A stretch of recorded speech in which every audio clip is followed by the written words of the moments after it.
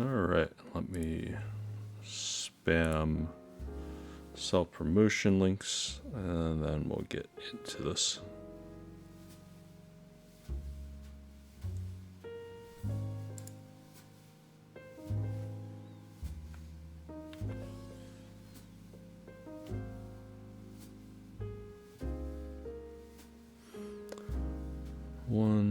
I think by now I'd figure out which places have self-promo and don't. I still have to click through. My memory's not that good anymore.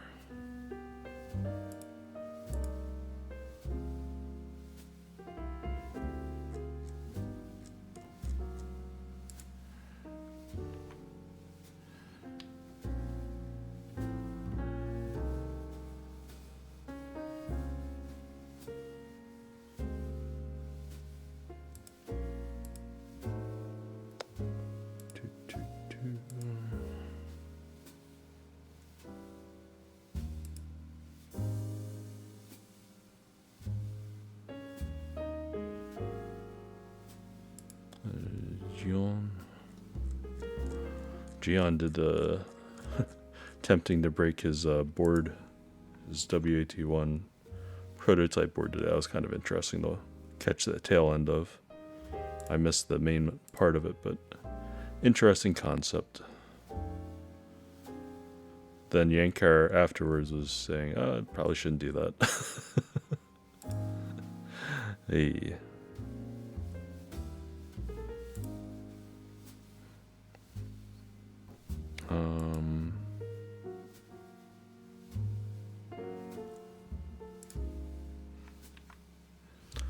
Feels weird promoting a streamer. I'm basically not doing anything.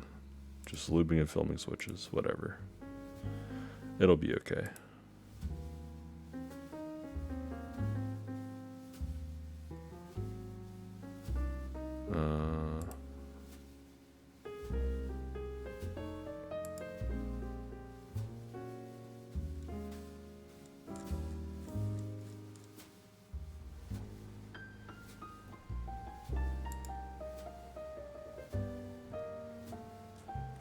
Whatever. Close enough.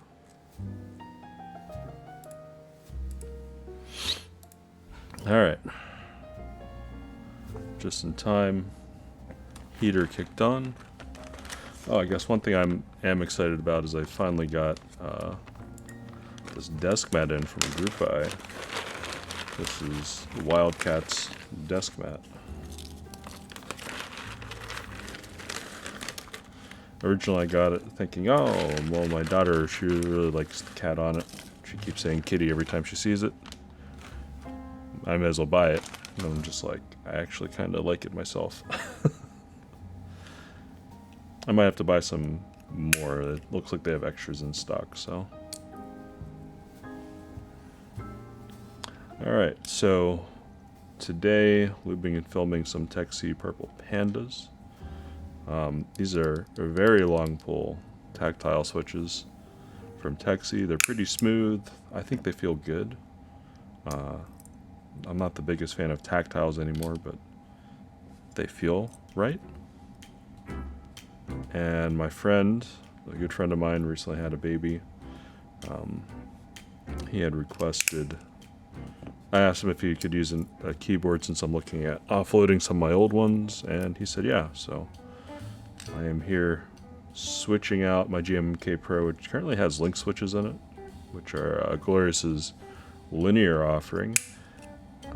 I had already lubed and filmed some of the Glorious Panda switches, but I kind of wasn't happy to hand those off because they have a little bit of weird ticking and housing crunch on some of them after lubing and filming. I think it's probably mostly because I additionally put in halo stems that they just didn't work that well. So I built another one for a friend, a GMMK Pro, and that worked out just fine, and I was just using the actual stems that came with it, and for whatever reason that didn't have any leaf ping or housing crunch, so I don't know. Mileage may vary. Definitely not worth it for them. but these come in the box with the out of the box with the long pull. They feel fairly smooth. There's a little bit of factory lube on the legs to make sure there's no ping. But beyond that, I mean, I'm just going to lube these up with Tribosys 3203, change over the GMMK Pro, and call it a night. That's the plan at least. Let's see how far I get. I'm not sure if he... Well, I know my friend, I don't think he's into custom keyboards, but also not sure if he's looking to get any more stuff or if he's just desperately needed a keyboard, and a 75% with the knob was all you could ever ask for. Either way, I'm more than happy to give it to one of my best friends from growing up. And I'll probably end up giving one or two more boards away to other friends too over the holiday times, since it's right around there. In fact, today, the clock just ticked over since I'm East Coast, is the 10th. Tomorrow would be infamous 11/11, so in theory there should be some good deals on at least the Asian websites. I've already seen quite a few advertising stuff come up for the usual suspects, AliExpress and Taobao and things like that, so I don't know. I guess I'll keep my eye out on deals. At some point I still need to build the TM680. I have it just sort of burning a hole in my existence sitting there. Same with the Vast R2. In theory tomorrow my B-stock Black Frog should show up, but I still don't have PCB for that. PCB wise, I joined both Gel's run and McLovin's run for his 87.5. So it's both 87 and 88 compatible. Either way, you know, eventually I'll get a PCB to put in my B-stock Frog and build it up. And since Mr. Gion is moving offices, they will not have another sale of Frogs until December. So I will hopefully get another B-stock Frog with the black weight then, because that looks snazzy. And who knows, in the future, if they have like a special color like purple or something, might try to see. But, you know. Let me get and build one first.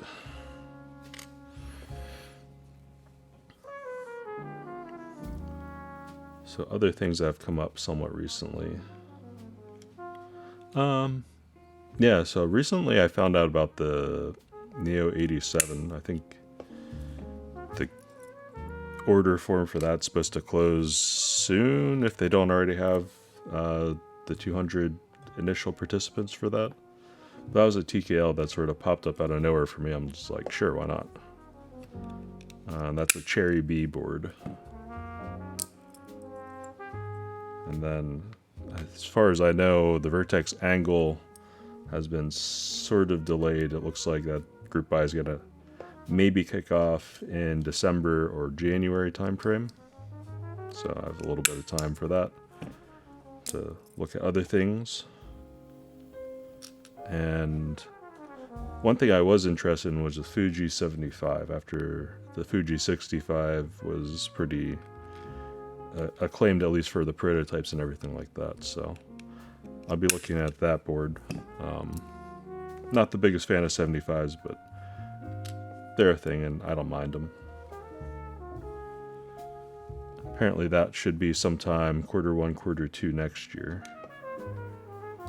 And World 88, the CW 88, I'll definitely be trying to join the group buy for that one Q2 of next year, whenever that finally gets launched. I think there's going to be some hype around it. I think they sent one out to Shubes and one out to Teja, if I'm not mistaken, if I'm reading their Discord correctly and remembering and not getting confused between what Discord server I'm reading, which sometimes does happen.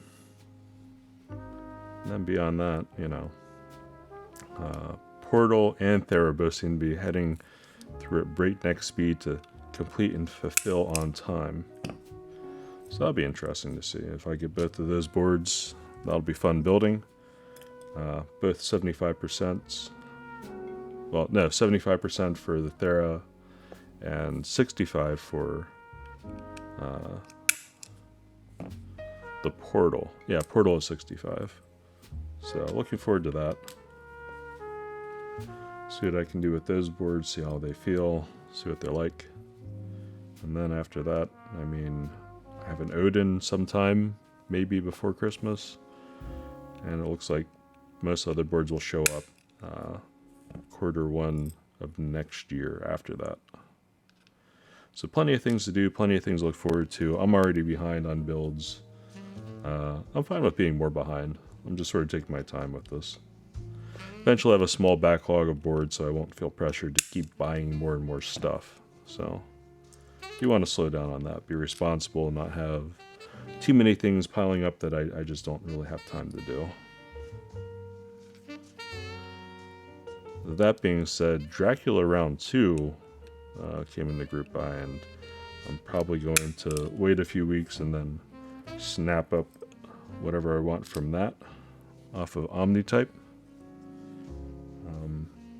I bought an extra for Dracula Round 1, which I intend to put on one of my frogs. See how that goes.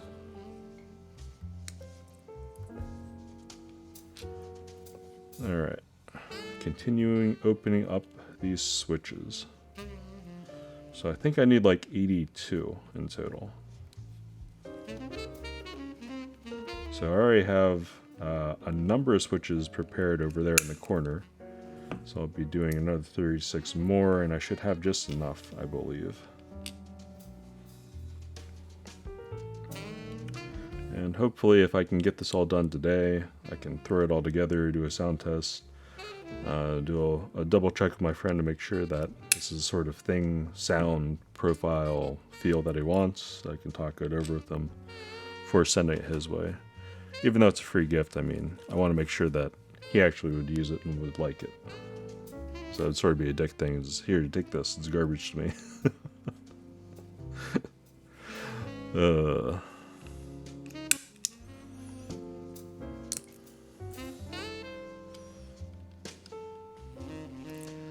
So another thing I was looking at recently was my wife's keyboard at work.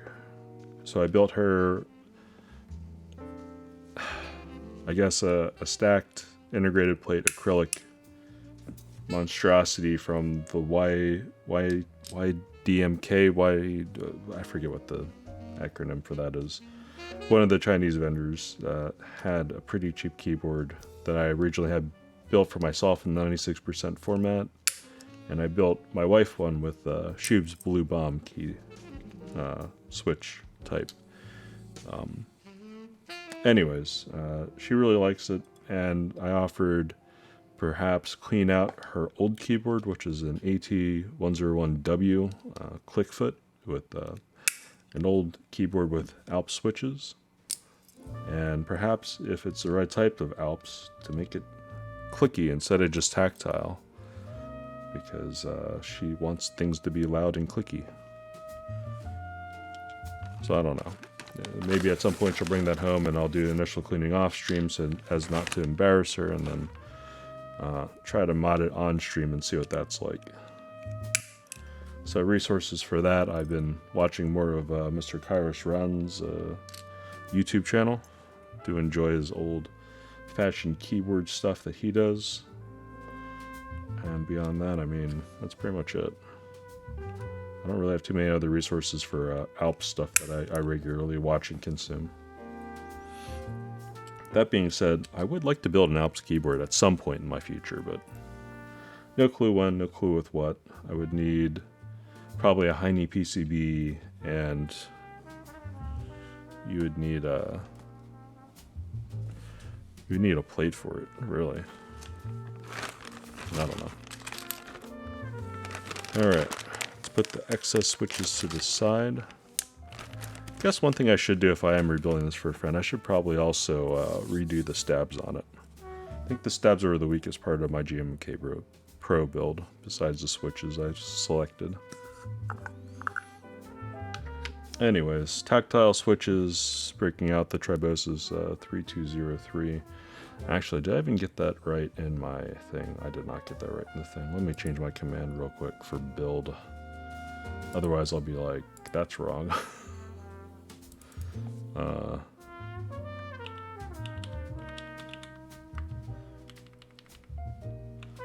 3203. Blah, blah, blah. Submit. Alright. Do try to update my build commands between builds if I remember. I don't always do that though.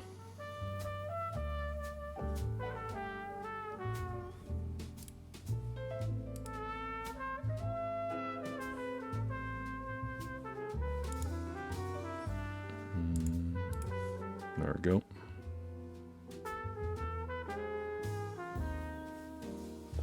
Get some lube on this as a palette.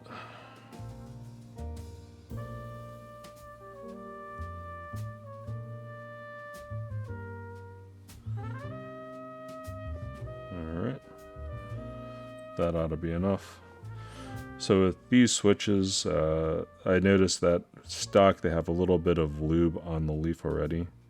But that's one thing I definitely want to put a little bit more on. I know it cuts down on tactility. But I'm also going to assume that my friend, since he's not into custom keyboards, is probably most familiar with the infamous, or sometimes considered, you know, GOAT MX Browns, depending on your preference. I don't really think they're a bad switch. I think cherry switches usually get a bad rap, but, you know. That being said, Browns are not my favorite switch, so... Not by a long shot. To me, if I'm going to want a tactile switch, I'll want a switch similar to this that has a decent top bump. That's sort of my preference for tactile switches. Otherwise, it just sort of feels like a weird speed bump to bottoming out, in my opinion. I don't know. I tried typing on brown switches for a while. I didn't like it.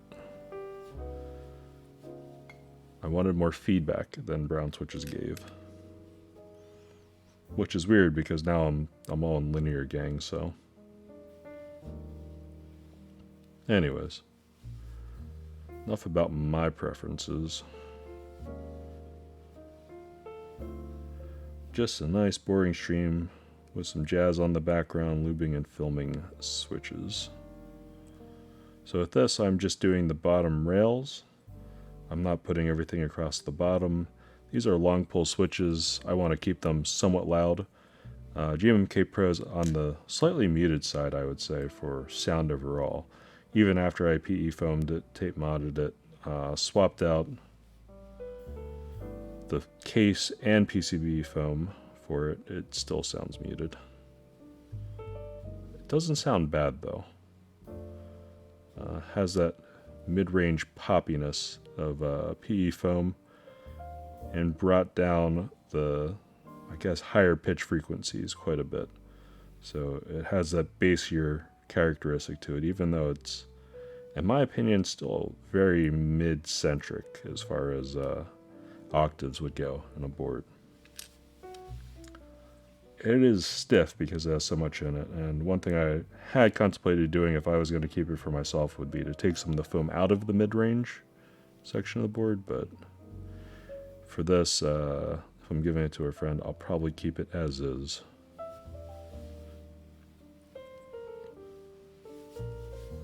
I'll probably also get his feedback if he wants something with a softer type of experience and doesn't mind a little bit of hollowness, or I might even experiment with changing out the case foam for something way thinner, and also adding a little bit of polyfill or something if hollowness should ever arise.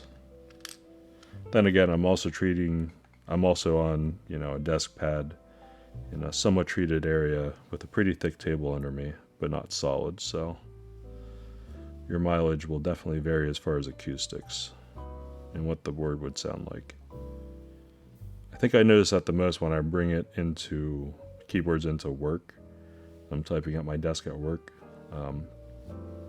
because that's a totally untreated space and it's on hardwood with one desk pad, it sounds different. Things tend to sound more hollow. But then again, if I tap on that desk, it just sounds hollow anyways, so it has a drawer rather than just a big open space under it. Anyways, enough complaining about my office setup at work. It is what it is. But it sort of gave me an appreciation. Sounds very subjective, and it really depends on your setup too and what you got going on.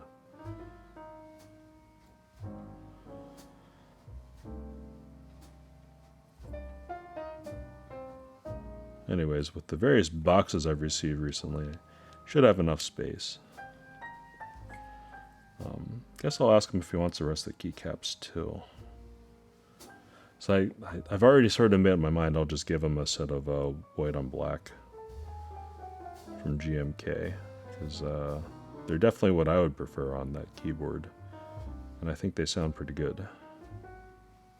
I thought about switching out for EBBT stuff, but it's a black case, so black keycaps with white legends looks pretty neat on it, not gonna lie.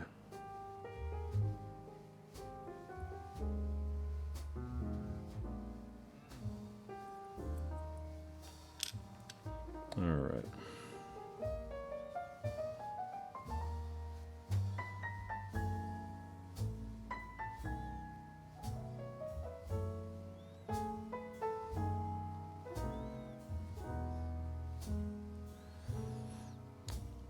So I'll be doing this, putting the TX films on,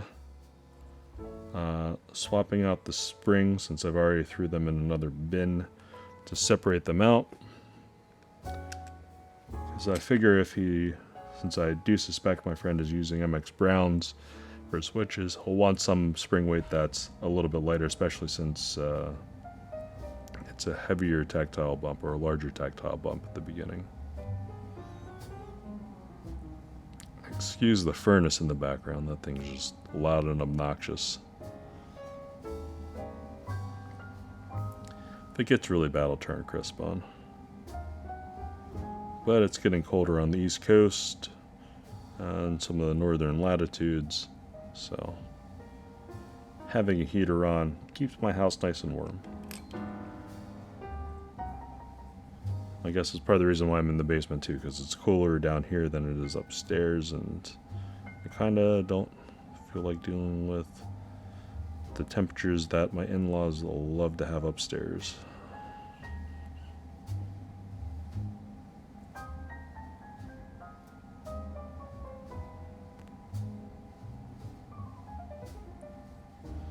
Alright.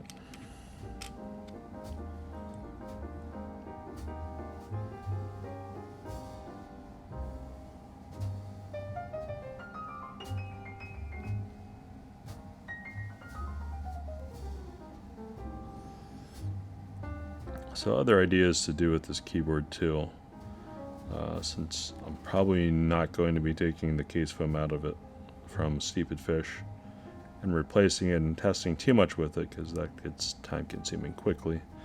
I probably will want to redo the stabs. I use Direct V2 screw-in stabs for that build in particular, and I'll probably pull out the wires, pull off the stabilizers, take out the wires, clean them off, recheck their balancing, because at that point I don't think I was that good at balancing wires. And then after that I'll reapply XHT BDZ to the wires, and recently I put XHT BDZ in an 18 gauge syringe. I'll probably also be using that to plug the butt, or fill it up as it were, so that way I don't have to worry about things running or moving.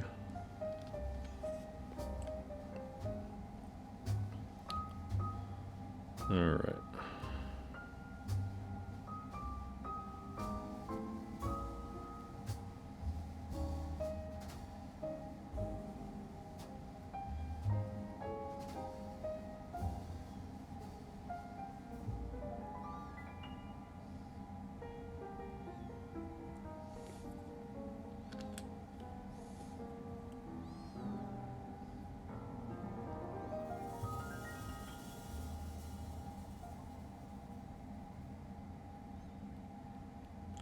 So already planning builds after this. I do want to ask two of my other friends, in this case college friends rather than friends from back home where I grew up, if they would also like to take one of my custom keyboards in either the 65 or 75% range. Just so I have more space in my basement to work and my wife doesn't have to worry about keyboards stacking up on top of keyboards down here. I suspect I'll have to finish modding the Q1. Probably also then have to put tactile switches into that and give that away. I have some more tactiles in the basement somewhere. I'll see if they're suitable for that Q1. Or maybe I'll order some more, because I did like those SP Star Magic Girl switches. Those were actually pretty good switches. I really like SP Star. I've ordered more of their switches recently too, just to try out the various types. They seem to have, I don't know, short batches of things, and then a few things that they keep bringing back, like the Polaris Gray switches. I did buy more Polaris Gray switches too for other builds. I think I like those switches quite a bit. They have that poppy and clacky sound. Because thinking for future builds, yeah, I've started another spreadsheet to my spreadsheet, just tracking group buys and stuff. That spreadsheet will go over what I have built with what switches and what I'm using resource-wise that I have, and also planning builds that are upcoming that I'm receiving in or have received in and have thought about. Because I'm definitely guilty of just saying, oh, I'll figure it out later when I'm buying stuff. If I planned out and tried to be hyper-specific and things didn't pan out, I'd just be upset, so rather just take life as it comes to me. So one thing about these Purple Panda switches is occasionally you'll look at the either upper or lower housing and there'll be just flakes and bits of the PME material just sort of coming off. I'm not going to bother removing it. It sort of is what it is. But it's definitely characteristic of the material that they're using for the housings, being PME. The stems are palm, so you don't really have an issue there. Because it's not palm and palm, it does feel quite smooth out of the box. But, you know, hand lubing switches is just that extra little bit to make it more of a custom experience for anyone that uses the keyboard. But that being said, you know, big upfront tactile switches, there's only so much you can do with those before they just all sort of feel the same to me. Because I pulled out some of the extra lube switches that I had for the Drop Panda switches, and they actually feel very similar. I think part of it's down to the fact that, you know, these Purple Panda switches are obviously riffing off the name a little bit, but these are actually longer pull switches. And because the material is different, they do sound, I think, louder than the Drop Pandas. So, see how it sounds on a board, see how it translates. I recently did a resound test with the Link switches, and then I'll do one more with the Purple Panda switches and send that off to my friend so he can listen to it and give me his feedback or ideas if he wants it to sound way different, or if he wants it quieter. I could even change out the switches again. But in that case, I'll probably delay rebuilding it so much as doing GMMK Pro stuff for the next like 8 streams. Nothing wrong with the GMMK Pro. Just have other things to do.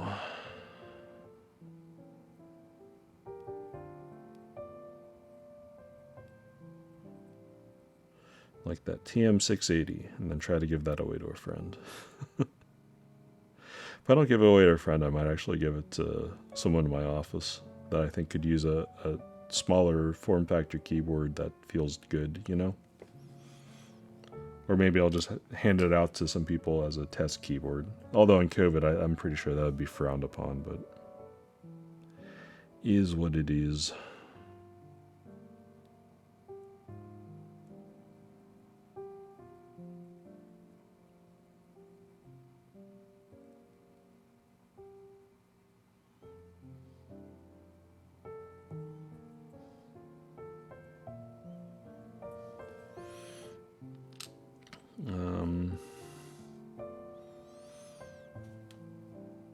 Yeah.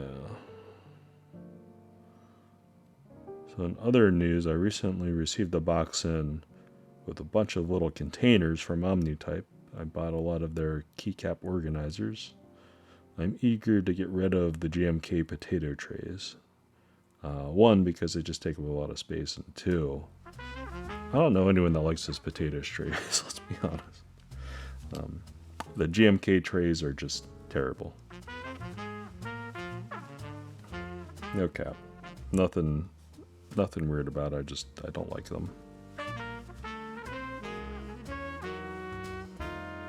And then after that, I'll probably have to reorganize all my shelves next to me to my left. Figure out how I want to reorganize things. Because things like EBBT boxes and trays, I'm fine with those. I'll probably just keep those as is. But, you know, other stuff, probably not so much. So the GMK stuff, I'll probably segregate it out for just boxes of GMK stuff and the rest. I guess the real question in my mind is, do I want to bother keeping the sleeves or not? For the most part, not really. I guess I might just have them just to have them in the background, but I don't really feel a need to keep sleeves and things like that. If I was ever going to sell them, they'd just be, you know, the typical transaction of GMK in a bag. I don't think I'll ever sell my key sets and stuff. But that reminds me, at some point I'll have to look and find a key set with dedicated rows 1 through 4 macro.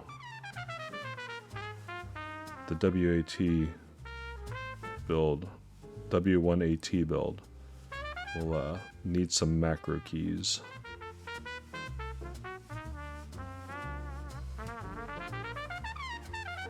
I guess the easiest thing we'll probably do is look at CRP round 4 whenever that ships. Try to grab some extras, because I think the HAD kit had macros, I want to say. That'd be an easy thing just to throw on. Because after watching Mr. G on stream, looks like he has a set of GMK Honeywell and he bought the macro with that, or that's a vintage GMK Honeywell, or a vintage Honeywell, so I don't even know if that was originally GMK, but yeah, definitely be looking into that, because whenever it comes up, I'd rather not have to just put random keys randomly assigned. I'd rather have it look clean. I'm sure push comes to shove, I can just buy like any sort of macro kit that looks similar to a keycap set that I already have, and I'll make it work, but I'd rather have one cohesive looking set. I guess if I really get desperate, I can try like WASD or someone like that that can make a custom set for me real quick. I don't know. Speaking of WASD, at some point I still need to do the science experiment of desoldering my old ceramic screens out of a board, then trying to put hyperglide stems in them, and see how that turns out.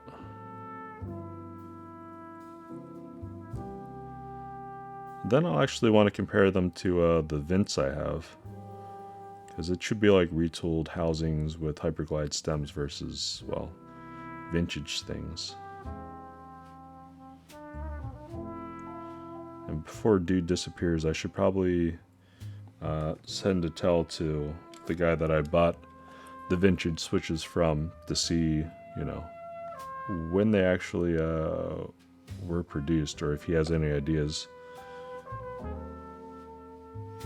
Because the only information I got was the general, you know, before 1993, so before the retool. That being said, I'm quite happy with the switches and the way they turned out. I think they sound and feel quite nice after lubing. I think arguably maybe I went a little bit heavy on the lube because I don't have as much as the cherry chuffing scratch noise to it. But even in stock form, they didn't feel all that scratchy. They felt okay.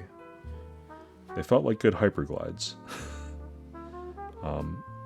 And I think they definitely sounded deeper, so maybe that's just placebo since I spent money on switches, you know. But I do think it's kind of weird how more and more people now are building. It seems like more and more sound tests are coming out for Cherry MX Black switches. So it's only a matter of time before everyone rolls back over and everyone does, you know, MX Browns as being the next wave.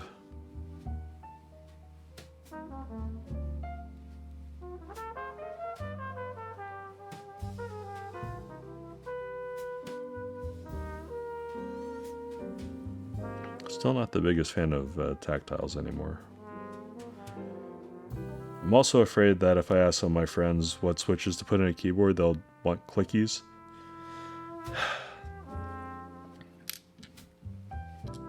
So I have some Phoenix switches with the Aristotle stems, but those Atemus aren't the best switches.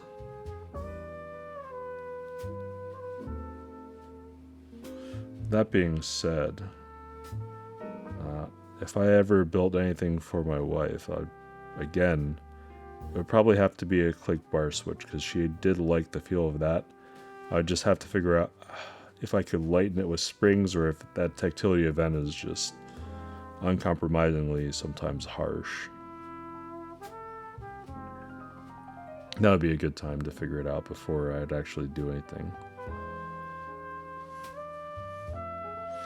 I guess don't tell her, but the Christmas present I did get for her would be a little macro pad from Stacked Overflow.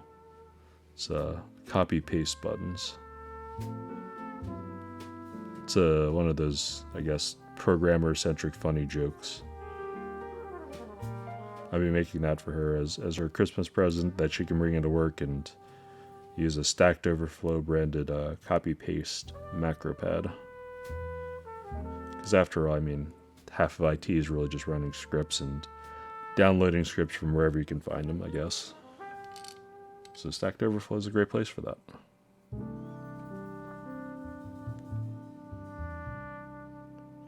That's assuming it actually gets produced and shipped out from drop on time. But another, I guess, macro pad that I was looking at was the Siga Ocelot.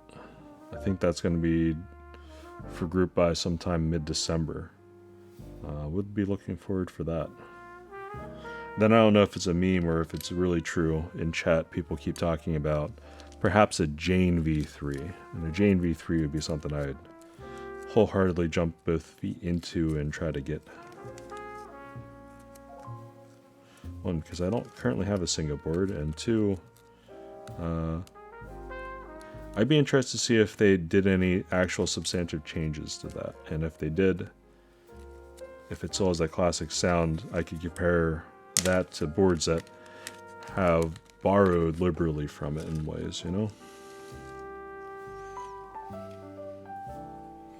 So I think even things like the Cherry BTKL sort of borrows from a mixture of that plus the F1 from Geon Works. I don't know. I think a lot of the design language also comes from boards like the Jane. And they come from even earlier boards like, you know, some of the Duckies and Anns and things like that.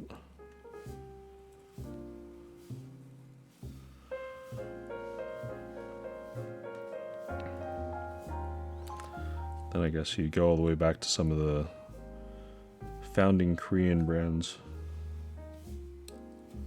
Like the OTDs and things like that. Alright, these are TX films, 125s, putting them on here. I'm not convinced Tecsee switches really need it, but I've been in the habit of filming pretty much all my switches. I don't know if that's a mistake or not for some of the switches. I know, like, the U4Ts, if I ever took things out of that old Tofu 96 build that I did, it would be to correct what I did to those U4Ts, which was lube and film them. Well, I don't want to unlube them, that would be too time consuming. I would probably unfilm them. They have a weird housing crunch with films, so I'm suspecting that they don't need films, or maybe they do need films, but only specific ones. I don't know. They were weird because they both had good tolerances, and maybe there were too tight tolerances. I don't really know. But that tactile event was so big that, you know, by the end of the day, I didn't feel like typing anything when I got home, so. Oh well. I think after building that board, that was really when I decided I probably had enough tactile gang. I made the logical switch to linear.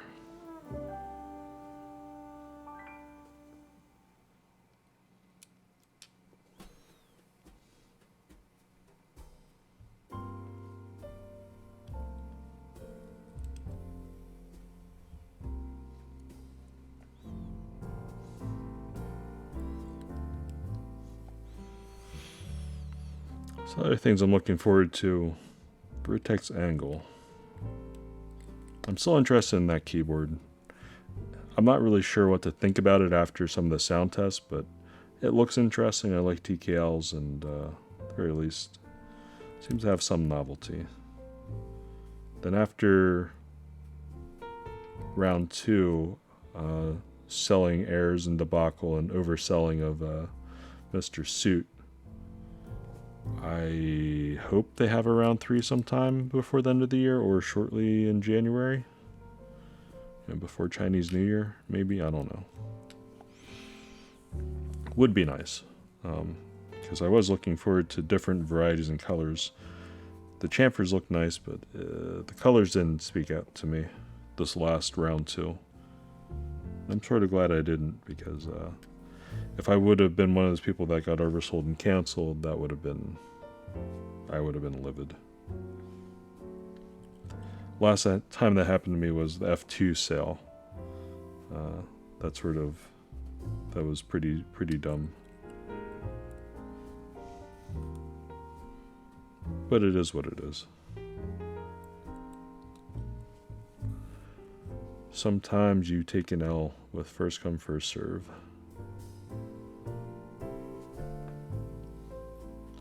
Although the keyboard community definitely doesn't seem to be as salty as the mouse community, because the recent drop of Phantom from Final Mouse had all sorts of weird people come out of the woodworks and getting themselves banned on the Final Mouse server for just saying and talking complete shit and nonsense.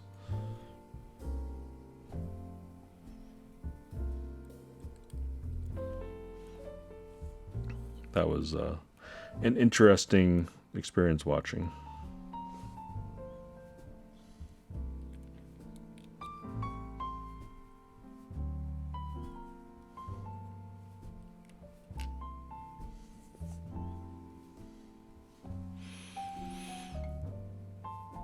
That being said, yeah, I did secure myself a Phantom, and I'm looking forward to it.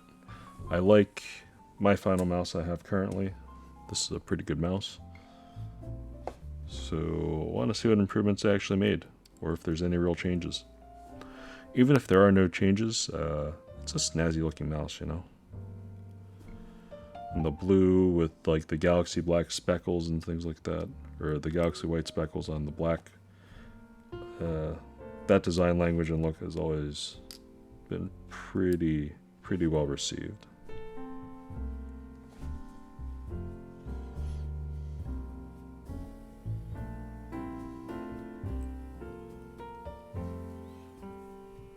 I think in most of my YouTube videos I probably get more comments about the mouse as I do my keyboard.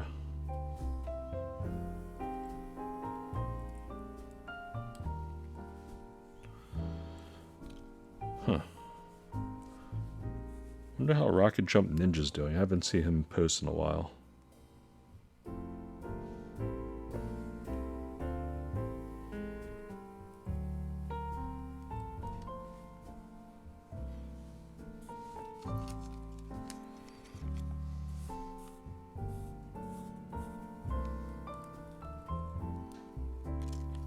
Alright, rest of the films will go in here.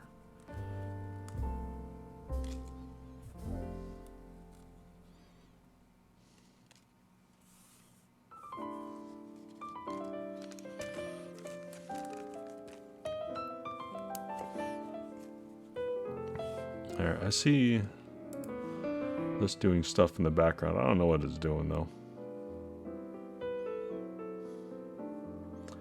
Anyways, whatever. Time to drink some tea.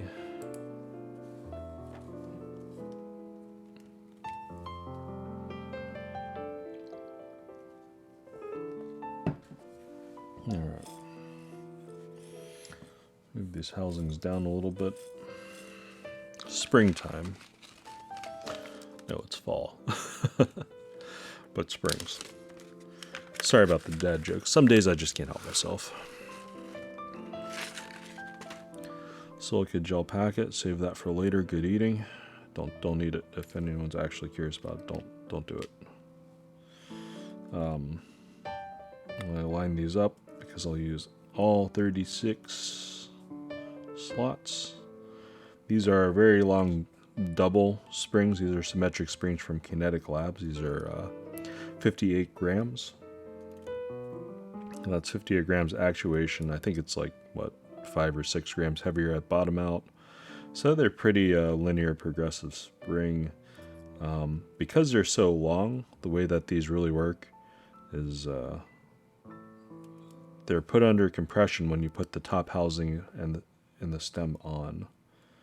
So they're about 20 millimeters in their unsprung state. When they're under compression in a switch, they go down to the normal 10 to 11 millimeters. So they're already pre-stressed. So they start pretty easily and they end a little bit harder. That's usually a pretty good feel. And then they also return pretty quickly because they're a longer spring. And I do like that. So hopefully my friend will appreciate them as well, even if he's not a keyboard nerd.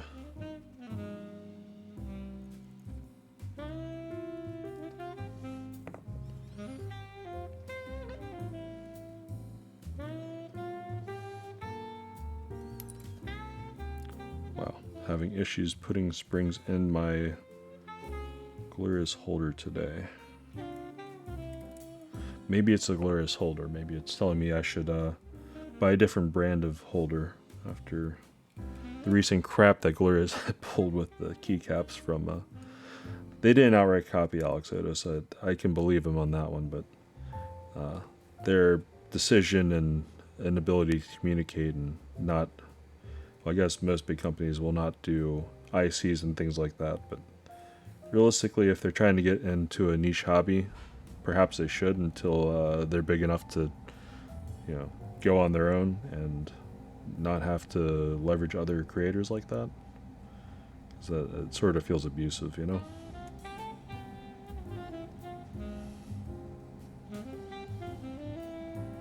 That being said, I still do like their mice, even if at some point they probably copied the Zowie shape and feel.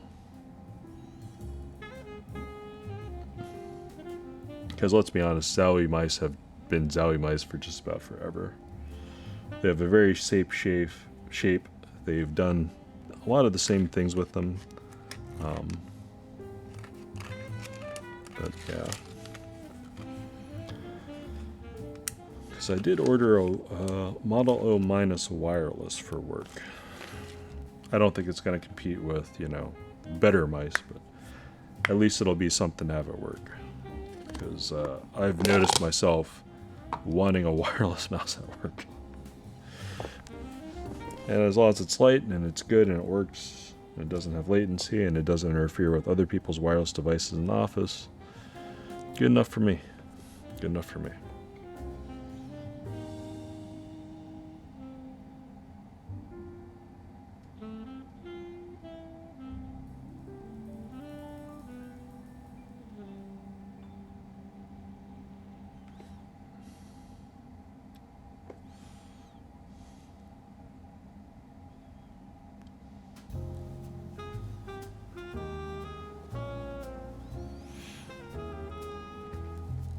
So other topics of discussion. Recently, on a lot of forums, there's been discussion about, I guess, keycaps. So everyone's hopefully is now aware that HK Gaming is a terrible, terrible group of people, and they don't really care about creators, intellectual property, original designs, or any of that. They will yoink copies of things and make shoddy imitations beforehand. That I think does probably affect and hurt sales of the designers and creators before it even comes out. Part of the reason why they can do that is the very, very long lead times that is GMK at the moment. I think that has definitely had an opening.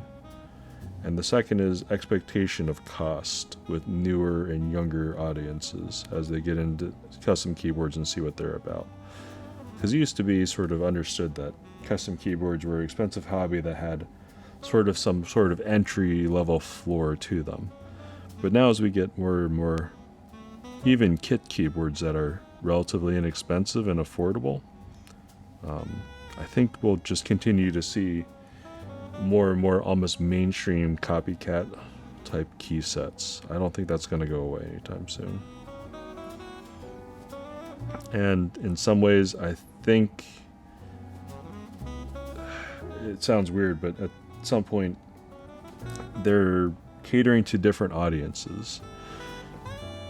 So perhaps it shouldn't be just thought of as losing profit, but at the same time, I do think it hurts brands and outlook of what to expect quality-wise out of enthusiast switches and keycap sets.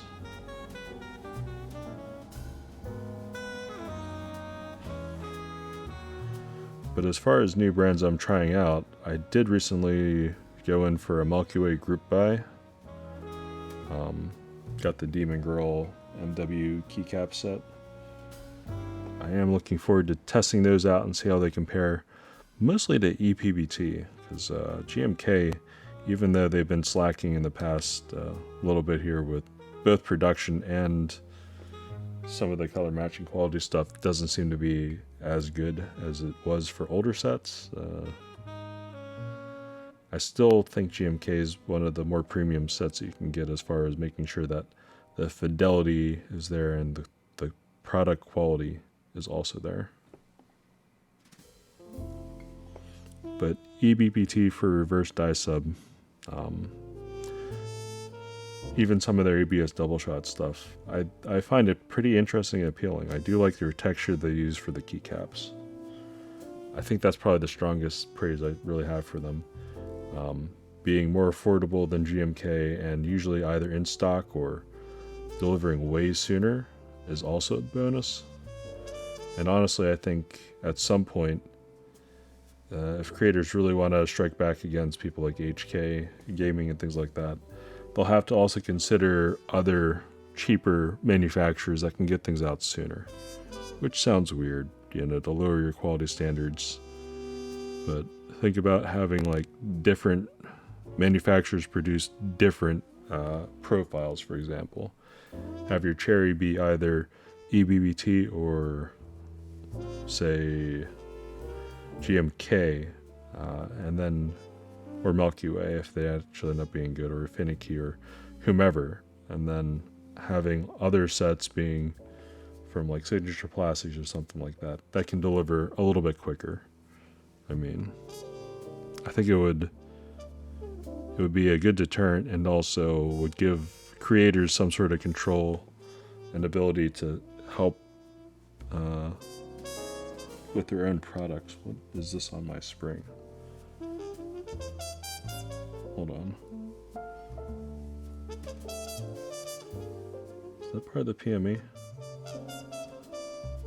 Ew, that's part of... What is that on the spring? It's like fishing line or something. Alright, that's gonna go in the reject pile. Time to get another spring out. Ugh. How did I not notice that when I was putting it in? Well, at least I noticed it now before it got into a build and no one else knew about it.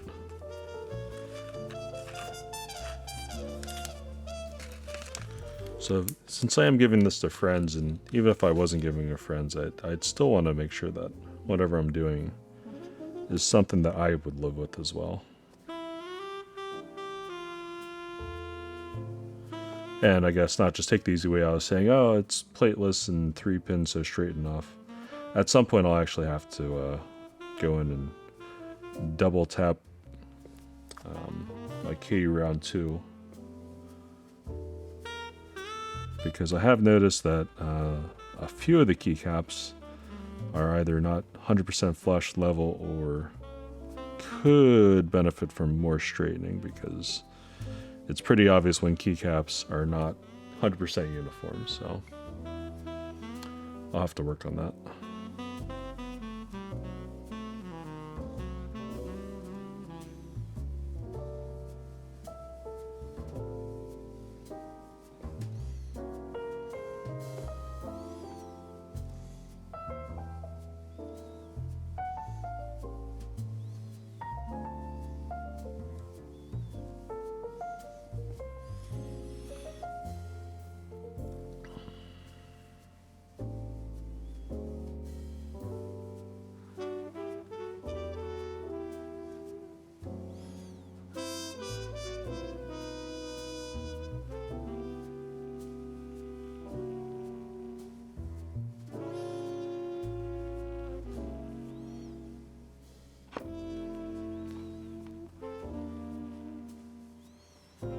I guess that reminds me, what do I have to do with the Keychron Q1 eventually?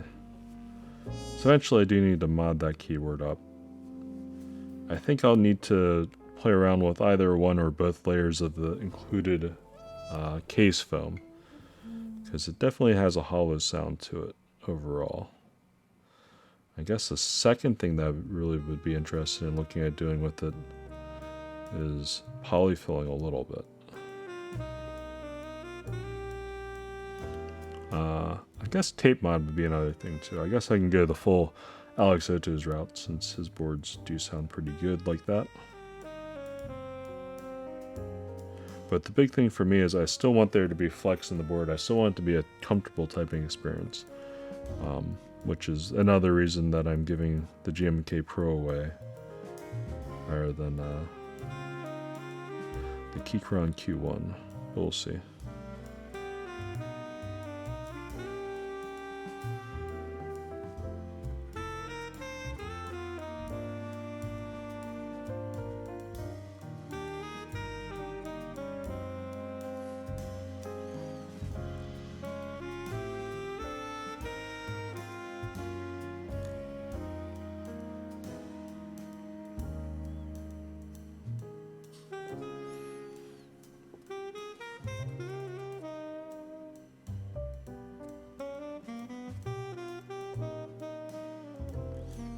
Hey, how's it going, Hypno? How are you tonight?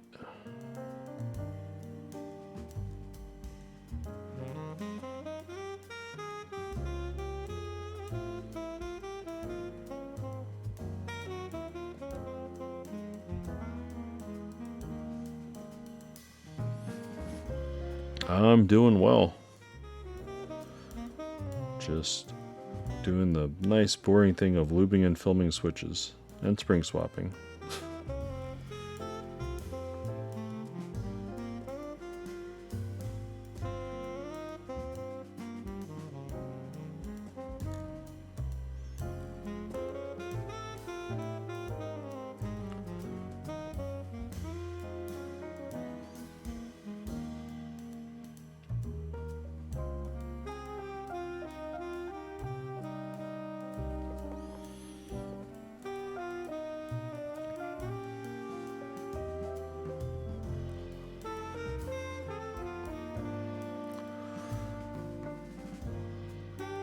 So I was recently in contact with one of my friends from back home where I grew up, and he recently had a baby.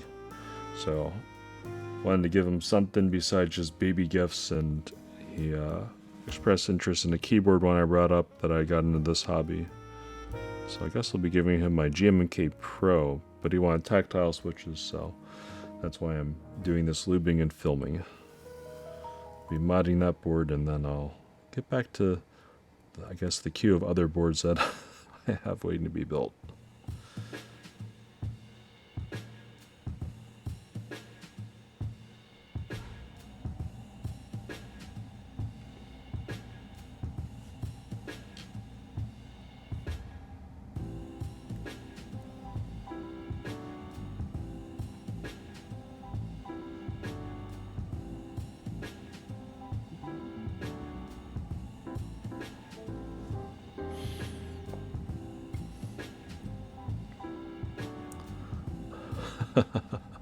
So I bought him an F1 with banana switches.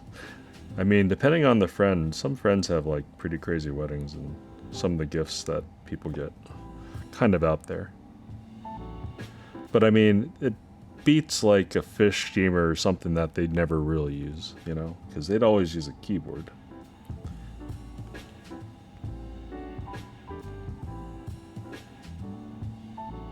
Well, I guess some of my friends, their wives specifically, like laptops more, so maybe they wouldn't do it.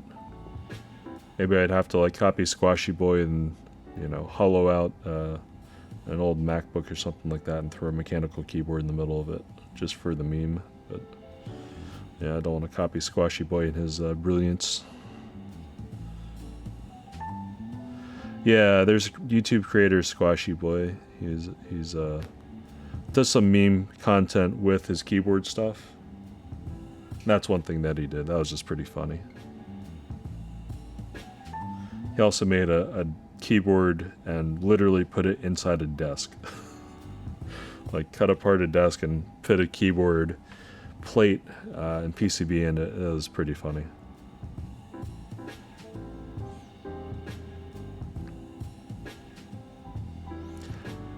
Yeah, I think keyboard YouTube is in a pretty good place where the most popular creators are not just focused on keyboards for the most part. They're focused on other things. So it feels a little bit more relatable or fun and entertaining.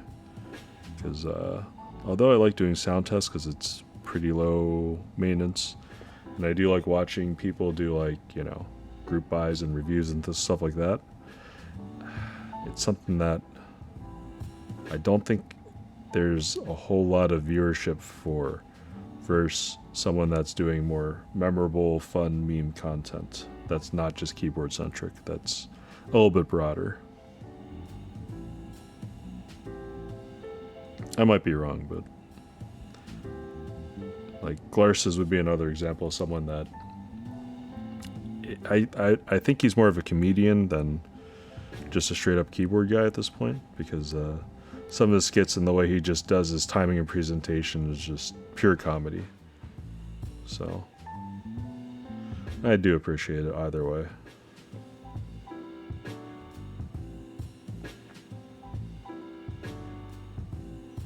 At some point I gotta bring back the bra mat, because I have the bra mat and whirlpool just sitting in my basement. I'll have to bring that out and do a build on that one that's worthy of Mr. Glorious's slightly judgmental, peeved, shocked face in the lower right-hand corner.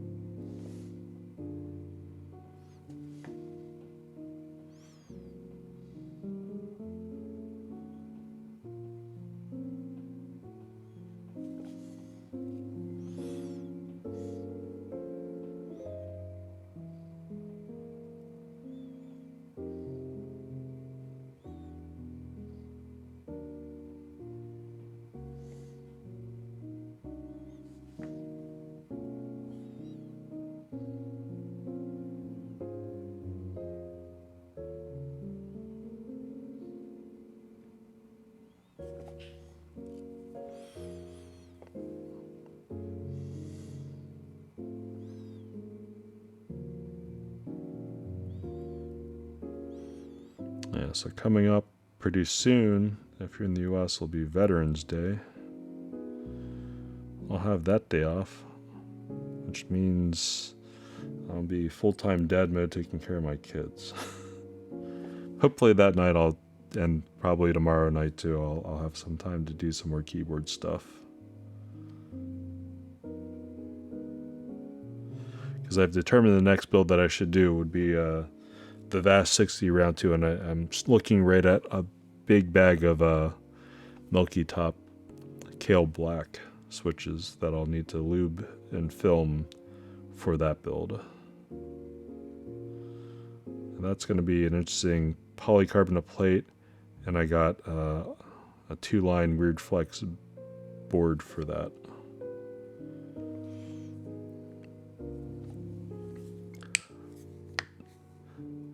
Disappointed he couldn't close the Mac. Yeah, it just looks so funny though. Whenever I saw that, I'm just like, it just brings joy to me. Paintbrush holder looks like cockroaches, perhaps. The little ducks from the top, they look weird. I could see that, cockroaches. I don't know. This was just the cheapest thing I could find on Amazon to hold paintbrushes. I'm just like, chopstick holders. They hold paintbrushes. I did get some better quality ones, basically cats, but, you know. Now that I have the Wildcats desk mat, I might do that. Yeah, they're chopstick holders. I mean, they have specific, like, brush holders and things like that, but, I mean, these are hella cheap, so. I would steal the ones from upstairs, but someone would probably miss them and I get yelled at for disappearing things like chopstick holders. Not like they ever really use them upstairs. I think they just like to have them just in case they have like family or company or they need to, Actually, I don't even know why they would have them upstairs, but I know the in-laws have a few upstairs. Is whatever.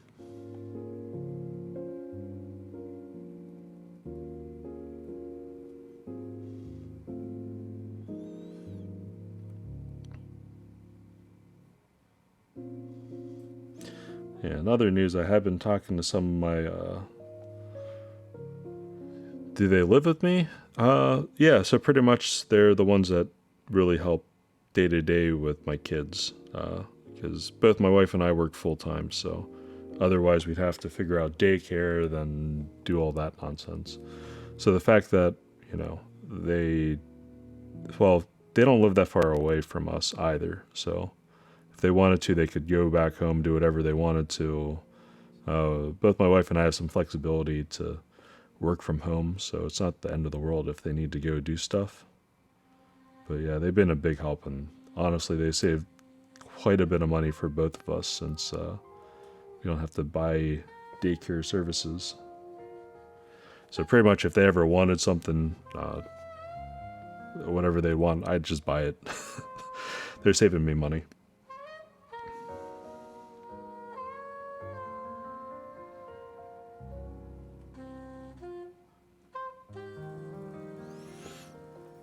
That and the food's pretty good because my father-in-law does, well, when he was working, he was like a waiter and then a line chef for a little bit. Or he's a backup chef, I don't know. But he used to do a lot of cooking and stuff, and now he just basically does it all here. Cooks, and he just has fun doing it, just makes whatever he likes. But it's always good, it's always interesting, and there's always plenty of good Chinese food, so.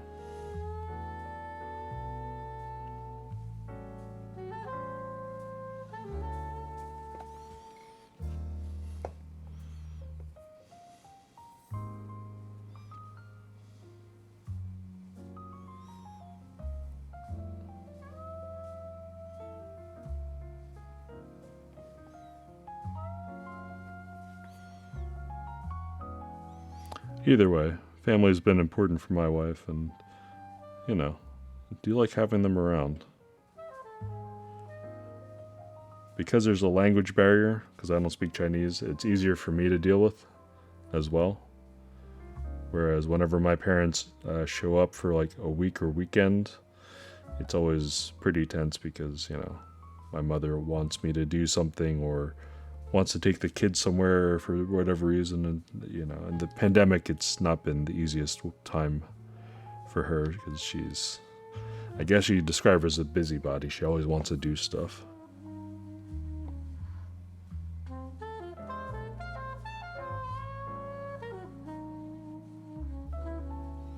But, you know, it helped drive me towards success in life, and hopefully it all set my kids up pretty well too, to have that as a motivating factor, to not be nagged by her constantly.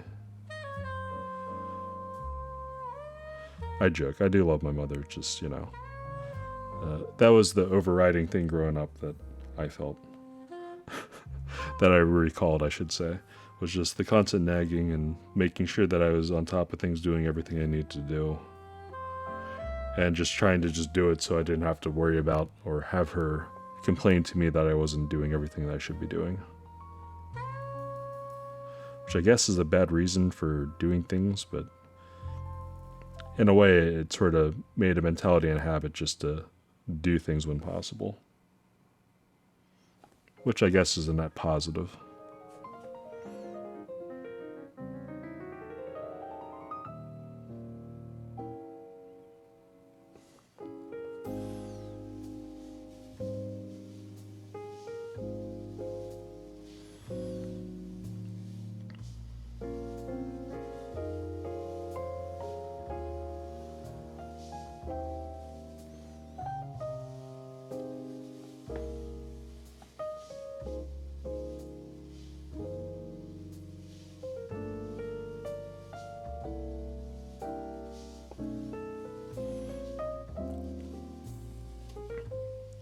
So I guess before you arrived, now I also go over some of the stuff I was going over before. Some of it's boring keyboard stuff, so feel free to interrupt and just talk about other things if you want to just chat about other stuff. But recently I joined a group buy for another TKL. In this case, it's one from Cherry B, I think Chinese or Taiwanese, or is he Vietnamese? I forget, but another TKL. Yet another TKL. That one has a fairly short turnaround time because I think he already has the machining done, if I'm understanding all the chat correctly. And he basically just needs to do the ano and finish and then send things out. So I'm interested in seeing what that one is, because I always see Freyer and then copies of Freyer showing up. So want to get hands on an actual board from him, and I'm not really interested in a super tall Sakubato CB87 board that he also has. Although if I really like this board, I might try to buy more of his boards, because they're like pseudo in stock where the machining's already done. But anyways, that's one of the things I've recently joined a group buy for.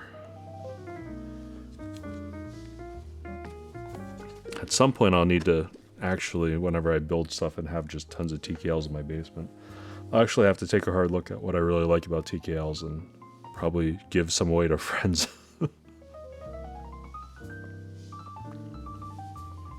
I joked with my wife that I'd sell some on Mac Market, but well, I don't know. I think I'd rather give it away to friends and relatives. Maybe that's just me being slightly sentimental about it, and also not wanting to have to figure out how to set up PayPal for invoices and things like that.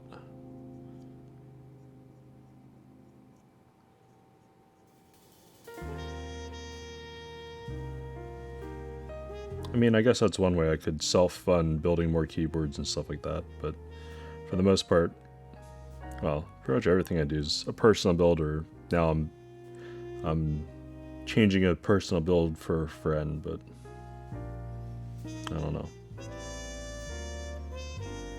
think a lot of people, or at least a lot of the keyboard streamers, end up building things for other people by commission and things like that to get hands-on experience with lots of different boards. Yeah, because, I don't know. Guess I'm just a private individual, and I'm fortunate enough that I can at least just buy stuff and try it out. Guess in the long run I'll probably end up having to do mech market and selling things, but we'll see about that.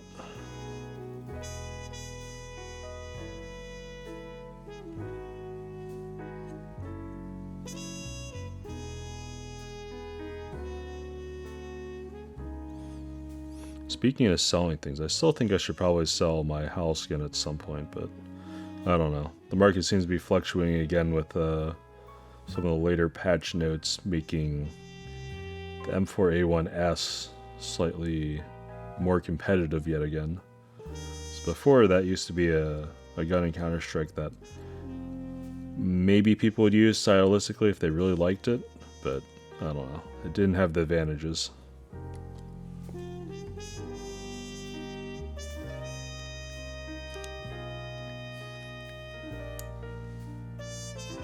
Speaking of gaming, though, some of my friends, I had joked, to send me an invite on Outlook for a day when we'd actually just play games together again. And it looks like some of them are actually thinking about doing it. So I don't know if we're just going to be old people in Minecraft attempting to play a modded Minecraft and just being lost in the technology packs, or if we try to pick up an FPS, it'd have to be some sort of FPS that would be like, I guess, co-op or group-based.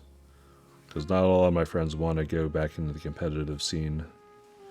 As we get old, we're not as competitive, so. But that being said, I still want to try to get back into Overwatch with a couple of other friends. I just don't currently have the time to do that. Building keyboards and all is time consuming.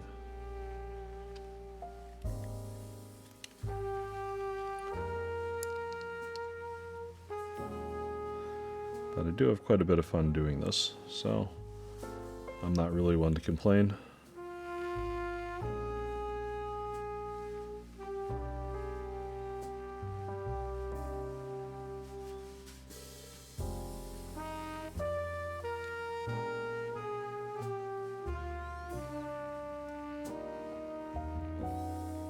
So another keycap set that was coming up that I think I'll join the group buy for, even though I currently have a copy of it in my basement, it would be Dracula on Omni-type.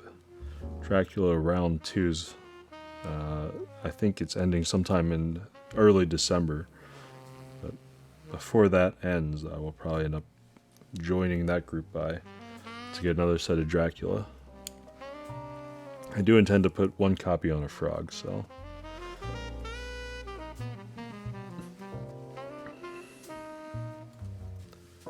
And then at some point, CRP their round 4 should be releasing, I think, sometime Q1 next year. So once that releases for CRP and Hammerworks, I'll be looking to see if there's any more that comes up. So I would be very interested to get some CRP keycaps in my life. Other keycaps that I've been trying out, or that I have joined the group by to try out, was Milky Way MW with their Demon Girl keycap set. I am interested in those. If they're decent quality, that'd be another option besides like EPBT that I could go for. Because they seem to have some pretty vibrant colors and designs, and as long as the fidelity looks good to what's on the screen and it matches the creator's intent and colorways and palette, I could see that as being a contender. Because a lot of the stuff that's already come through has pretty specific looking colors, designs, and requirements, so pending feedback from them and creators that I like to watch on YouTube and Twitch, that might be something I'll look into. And also, if they're on the Bolsa Design website, the guys from Bolsa Design are pretty good about being specific about what they like in quality, so that is like a little bit of a vote of confidence there.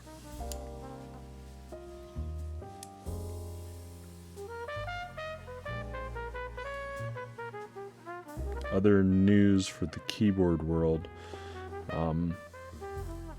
Glorious in the past week has been sort of called out with the launch of some of their keycap sets for being very close to what Mr. Alex Otis will run for his round 2 of his own design keycap set. That sort of puts in a weird place because they've worked with Alex Otis in the past, and although they claim that, you know, it was not intentional, that they weren't just copying other people's IPs and stuff, I don't really think... I think technically I have a solid case that they didn't, but the perception definitely looks bad. And at that point, you know, even if they're a big company, even if they are doing things on their own and trying to shake things up in their own way, meeting the community halfway and having at least some sort of, you know, interest check on Geekhack or something like that might be the way to go for visibility in the future.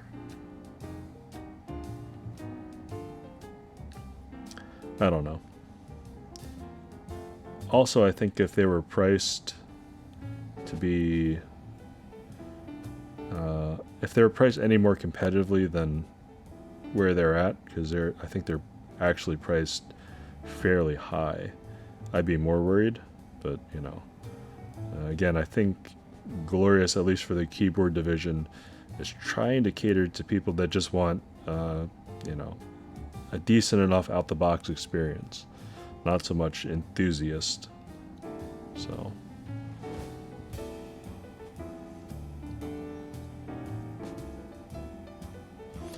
I'm still interested to see what they do, because I still do like their mouse, even if it's, I won't say a blatant copy, but very similar to some of the old Zowie shapes and designs. Can't really fault them for that, though, because Zowie is just such a... I said before, they hadn't really changed their design a whole lot. It's safe, it's conservative, it's very traditional. It's a good mouse. And if I didn't have Final Mouse, I probably would still have a Zowie on my desk. I still have like 2 or 3 Zowie mice as backup mice right by me too, so. But speaking of Final Mouse, I did get one of the legendary drops yet again for their Phantom Starlight 12. So looking forward to that, to add yet another Final Mouse to my collection of mice, because I do like them.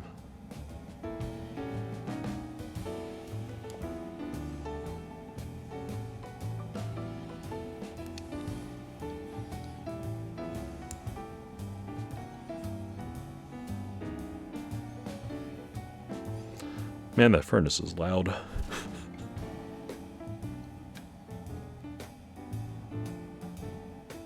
Maybe I should soundproof that room. I don't even think I can properly soundproof it. I know I could add foam on the other side of the drywall to partially insulate it, but I don't know. Seems like it would be a lot of work for probably not that much of a difference acoustically.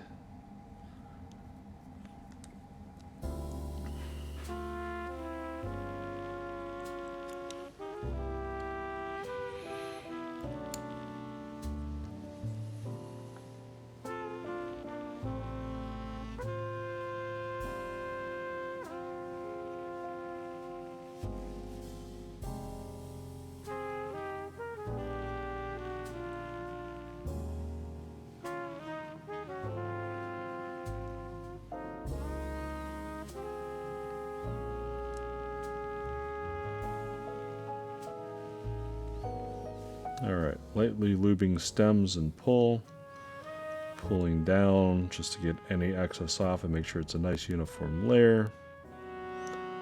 Then I'll go on top of the spring. To preserve the sound, because I do like the fact that these are fairly loud switches, I will not be lubing the top housing at all.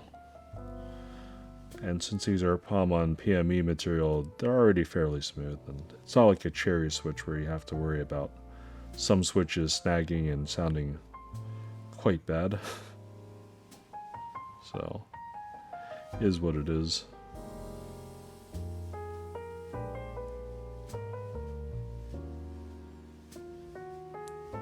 I think that's one thing I'll end up doing too, is I'll probably end up putting I forget, did I switch out the spacebar with the BCP and Black Cherry Pie on my GMMK Pro? I forget. I'll have to check, and I'll definitely check when I'm unbuilding it, but hopefully I did. If I didn't, I'll probably end up throwing one in there.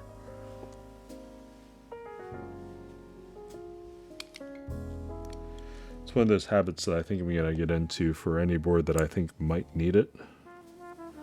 Or even if it doesn't. I mean, like, this board sounds pretty good, but the spacebar with the Black Cherry Pie sounds a lot better. At some point I'll actually have to clean this up. This W key needs to be tweaked. The J and H need to be straightened.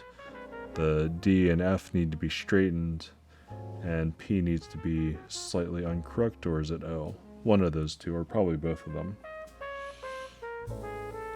Once I get things straightened out, maybe I might even consider Tempest modding it, which would be, I guess, weird and unexpected since it already sounds pretty creamy.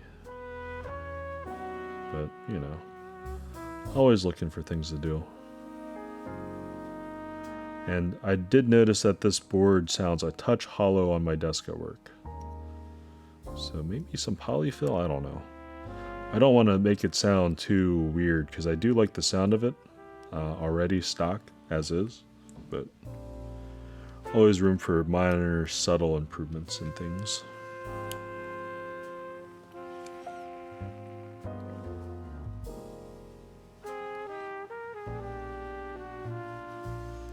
At this rate, I'll probably get the switches done tonight, and I'll probably spend, I guess, probably tomorrow night, as long as I'm up for it, for modding the GMMK Pro, and then modding the Q1.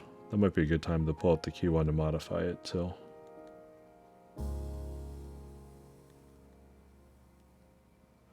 And with that, the Q1, the big thing there is to try to make it not sound hollow anymore. So I'll probably have one layer of case foam, polyfill, and Tempest mod in the end.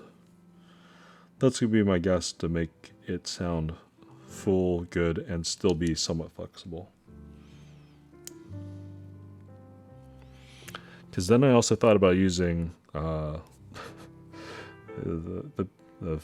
case foam, one of the case foam sheets, because they're very thin on the Keychron Q1, and putting that in the GMMK Pro and seeing how that fits and sounds. Because that might actually work pretty well.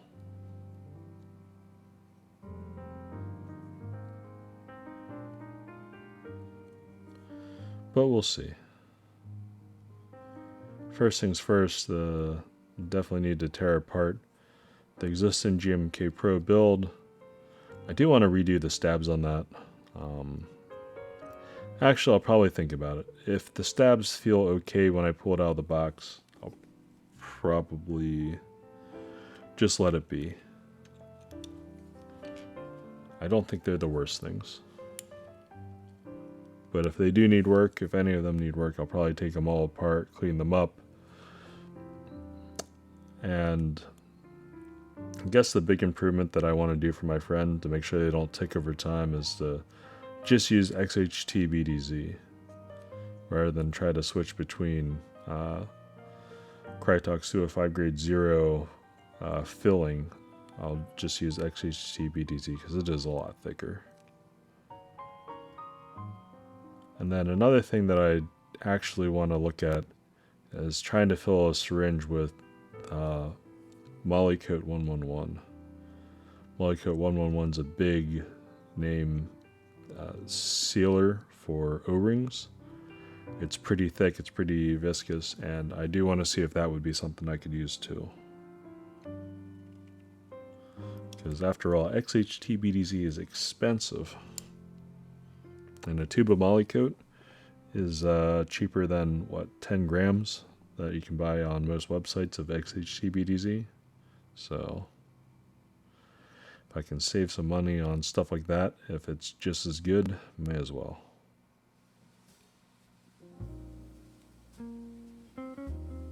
Because things like keycaps and stuff like that, I don't really feel like compromising on for the most part, so.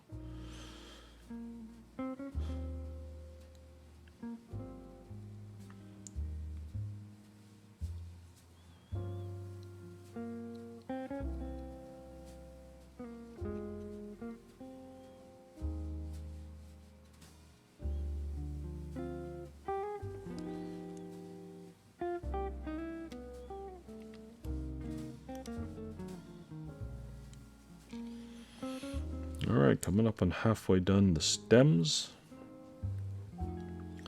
After stems, I basically will just throw the tops on, test out the switches, make sure they feel nice and smooth, and then we'll call it a night.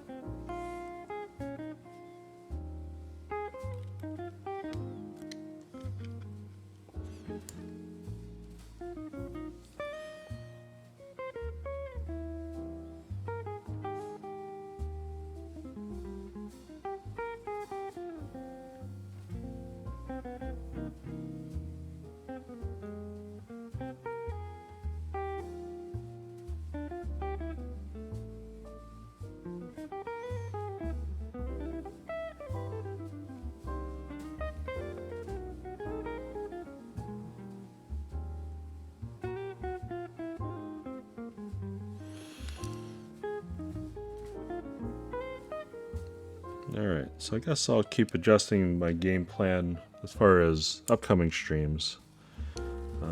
Definitely in the next, I don't know, next few weeks. I do want to plan things out a little bit so I have some direction and more motivation just for streaming and going forward, so I don't have to think and double think, what do I need to do?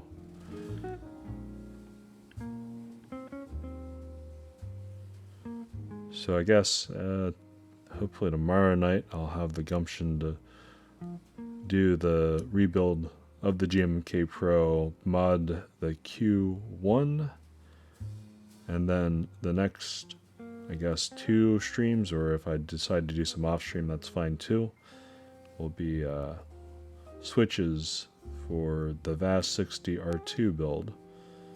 I guess I want to see if Valley or Clack has will actually be doing a plate run. If he's going to do a run with a plate, I might hold off building it, but we'll see. I would be interested in a half plate build with that. But it's not the end of the world if I need to desolder, then redo something because I get a new plate in. Right now I have a polycarbonate plate with that one. That one's pretty simple. I have selected some multi-top blacks to throw in there, and we'll go from there. I guess the next thing after that will probably be the TM680 build. I am interested in that as a budget alternative. It's something I can give away to friends or send for them to sample linear switches, I guess. And for that I actually have some KS9s. So the Gatoron KS9 yellow switches.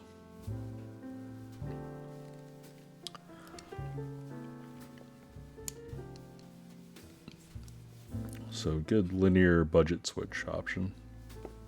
I did want to test those out because if those are pretty good, that would be probably my go-to recommendation for cheap switches. But since I have yet to use them in a build, I do want to get around to building that keyboard out so I can actually have some experience with them. Even if you know, TM680 sort of is what it is. I think it was sort of disappointing how long it took to get here, but I mean, AliExpress is AliExpress. It's not the fastest shipping, even if you pay more money to have it shipped faster.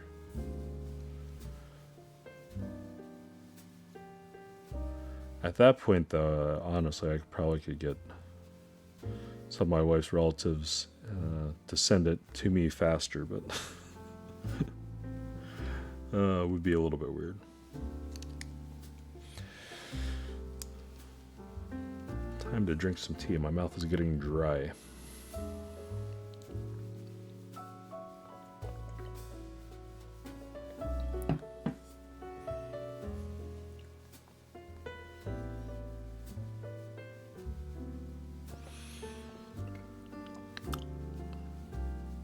So after the TM680, I'll probably want to Franken switch some Hyperglide MX Blacks with some Kale Black stems and see how that goes. Kale Black stems are like Kale Red stems, or long pull stems, and I do want to try those out in Hyperglide Black housings just to see how they sound. I'll probably end up building one of my frogs with that just to see what it's like. Having a long pull, since I got two different PCB options. The one I got from Mech 11 is a 1.2 millimeter, which is on the thinner side, flexier side for a PCB. So putting a slightly louder, more bass heavy switch in might be a really good combination with that. I do want to see how that turns out, since I got a half plate FR4 with that. Or that's my planned build configuration, I should say. And then after that, I will have to see what comes in. Because by the end of December, I should have 3 other boards in. A pretty much full-size board with the KBD fans Odin. No clue what I want to do with that yet. The Portal 65. I think I wanted to use SP Star Grays in that, but we'll see. I'm hoping that's a nice, bouncy, clacky build with a gummy O-ring, because I think that could sound really nice. And then Thera 75 is the other board that I'm hopefully going to have in by the end of the year. And Thera 75, from everything that I heard with all the flex cuts and everything in that board, I'll probably want a louder switch. And I know Zaku's that I happen to have are loud switches. And that'll be something that I'll probably end up doing. Because I want it to be nice and loud, sort of clacky. Tecsee switches are a little bit on the clacky side too. I think that might just be a good fit. They have PE foam, so it'll bring it down to sort of the mid sound. I guess mid forward and very poppy sound. So hopefully it'll all work well together. We'll actually have to see when it comes up though.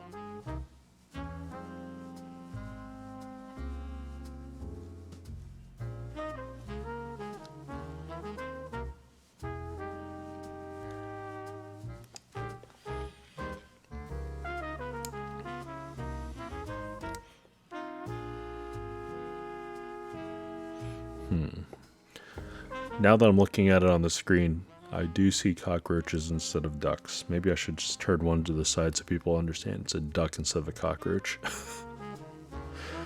Or maybe I should figure out where wait, did I give this to my daughter? I think I actually gave the cat chopstick holders to my daughter.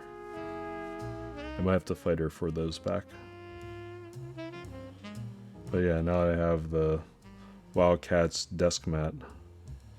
Maybe I'll do that. Maybe I'll get cats and I'll be like Wildcats. Except I don't know how to type in Korean. I don't type as fast as he does. Feels bad, man. I'm old.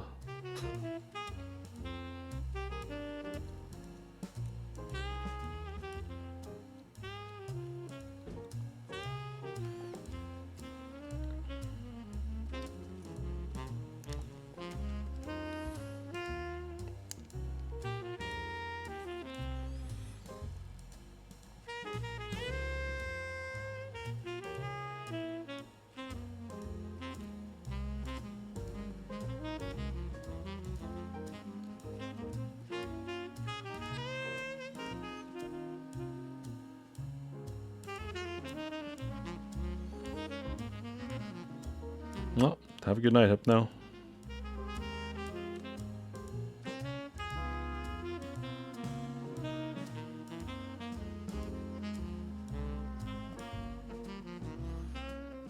Let's see.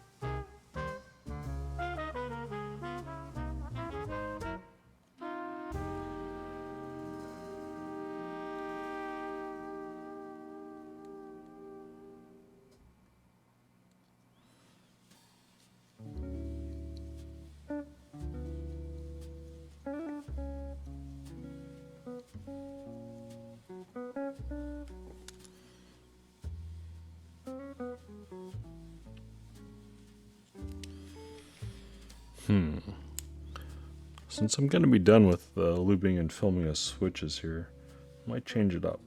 So I did get a bunch of storage containers from Omnitype today. In fact, I'll probably spend some time taking switches out, or sorry, keycaps out, and throwing them into the storage bins. Feels like the right thing to do.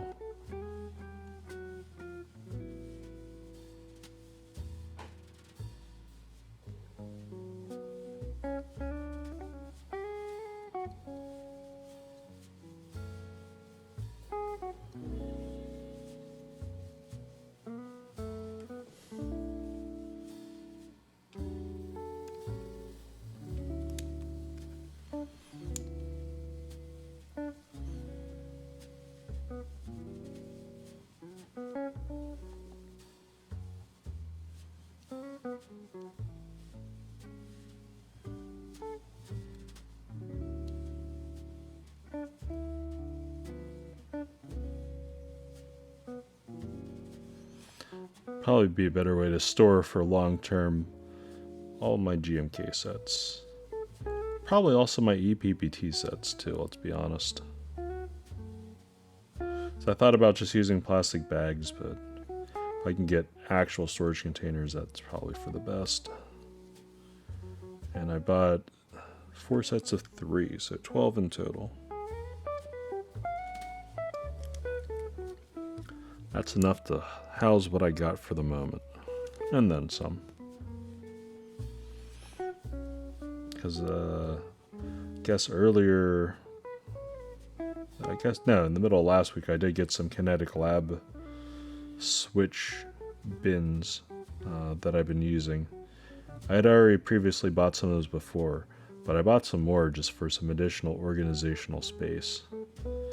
And immediately in the first day I already had pretty much everything filled up again. So and I still have just bags of switches around just because of course I do.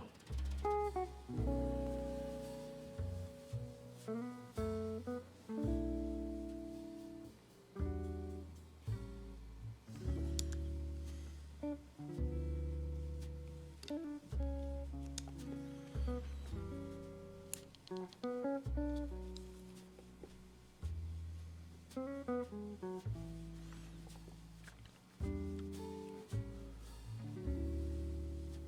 do need to figure out a way to store already lubed in film switches in a way that I'm not going to confuse them with unlubed switches. But I don't have like a set apart container for that. Currently they're just sort of all just chilling on my desk in the black U-shape trim molding housings, whatever you want to call them. But yeah, I'll have to figure out what to do with these things eventually. Then maybe I'll actually be able to categorize and organize things so I can see things. Because I think that's the hardest part for me is I know I have things, I can find them eventually, but like my workbench over there is just a mess. It's just full of stabs and switch films and springs.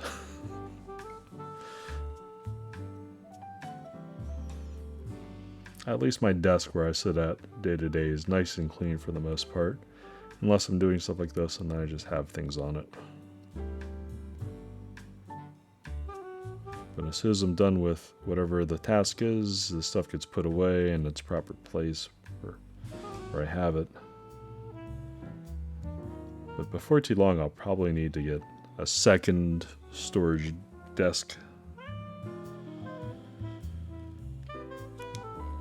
Or another bin container, I don't know. I'll have to see what I'm feeling.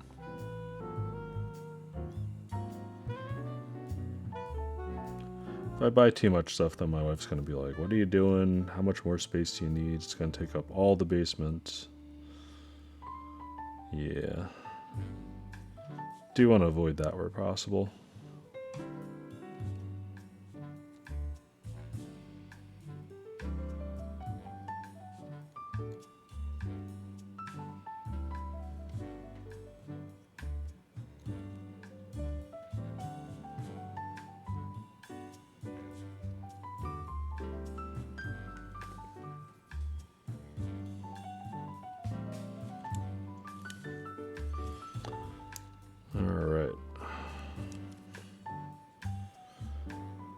So finishing up lubing and filming. That means I should have enough switches to do the rebuild tomorrow on my GMMK Pro so I can give it to a buddy. I have no clue what he has now. I'm guessing it's probably some weird gaming keyboard or something like that. So guess I'll have to ask him. I just know he's not into keyboards.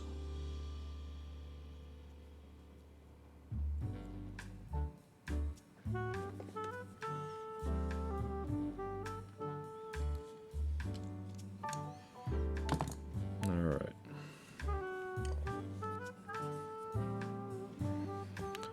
Put the lid on this before it goes everywhere. Pull out the old-fashioned.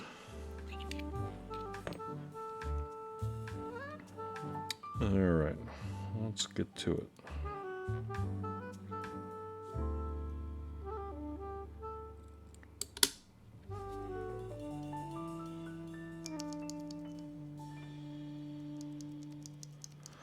These do feel quite good and smooth. So just to talk through what these switches feel like to me, they have a nice big tactile bump that's pretty drawn out from the very top of the press. Then after that they fall away pretty quickly, and about halfway through they just sort of do the free fall plunge of tactile switches. But they're long pull, they sound pretty loud, they have a decent top out sound, and they're more, I guess, balance of a sound. They remind me very much of well, the pandas, which their namesake is sort of after with the Purple Panda name. But they don't have halo stems, they don't need halo stems. The stems are designed to be this nice clacky bit to it.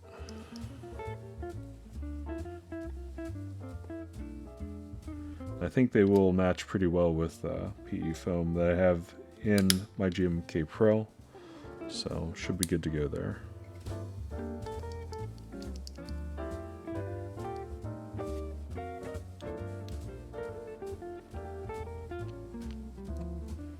Need to adjust the switch film a little bit. Better. Yes.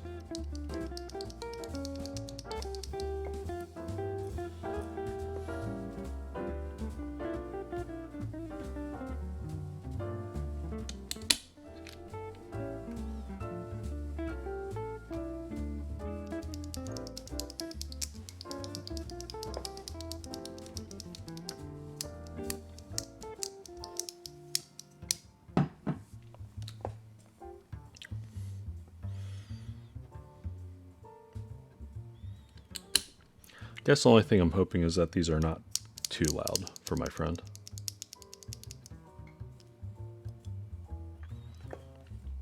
Because again, guessing he's coming from MX Browns, which is partially why I chose the lighter spring that I did, without being too light.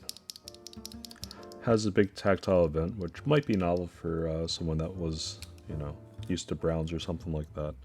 Again, I'm assuming.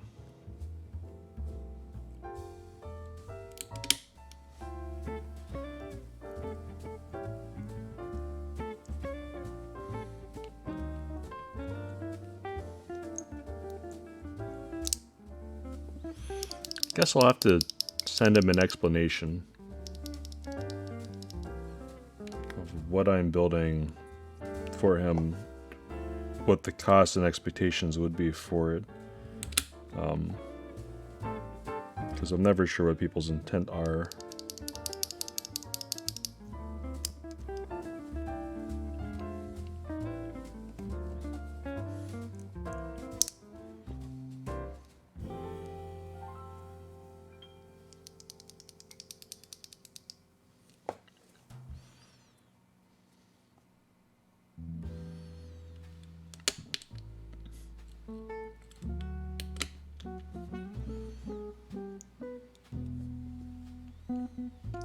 What happened to you, switch?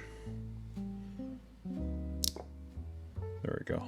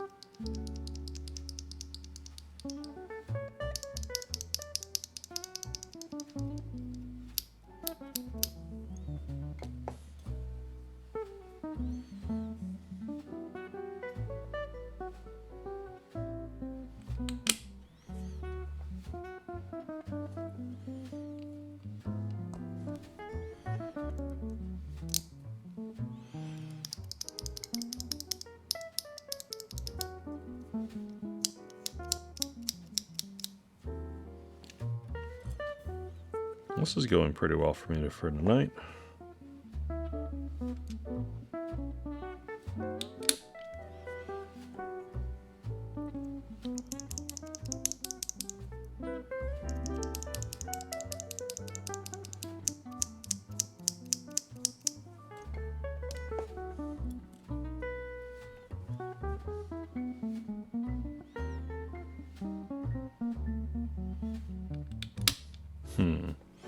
Now I think about it, I probably should ask my friend if he wants a different keycap set.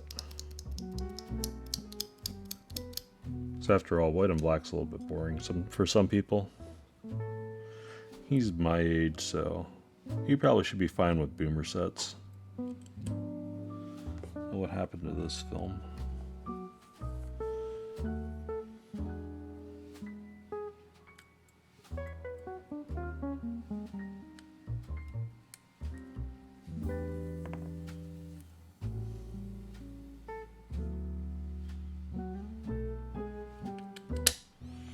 fixed it. Feels good.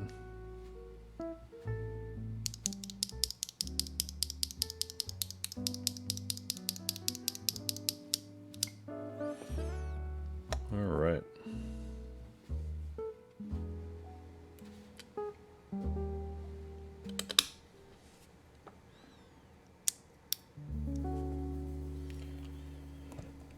Haven't used TX films in forever.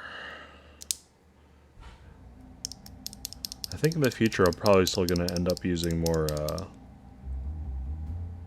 well, I'll probably end up using more foam films. I think I like the way foams feel and sound. Small Chungus, hello.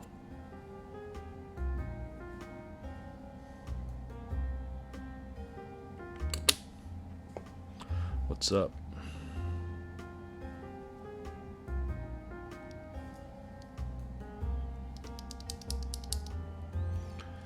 Man, the heater is so loud in the background. Oh well. Early morning here. It's almost 2 o'clock where I'm at night.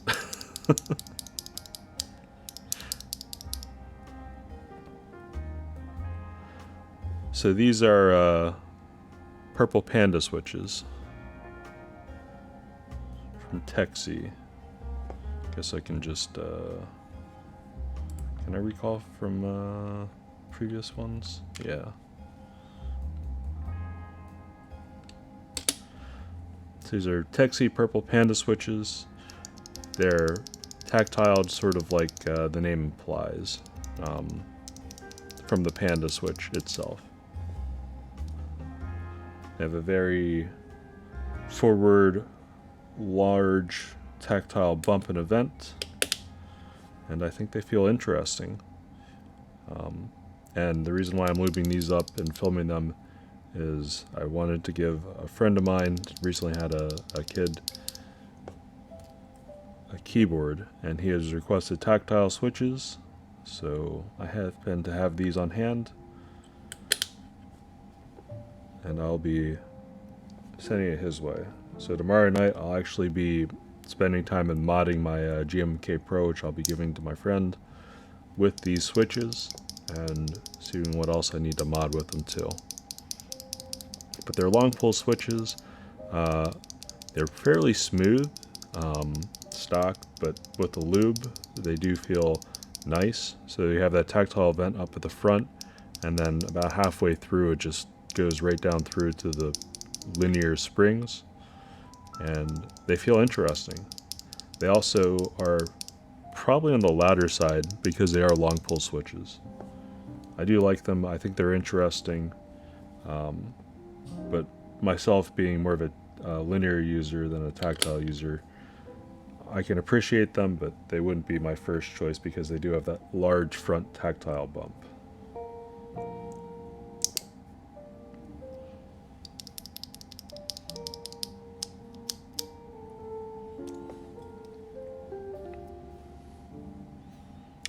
Yeah, I happened to buy these off of Flash Cork.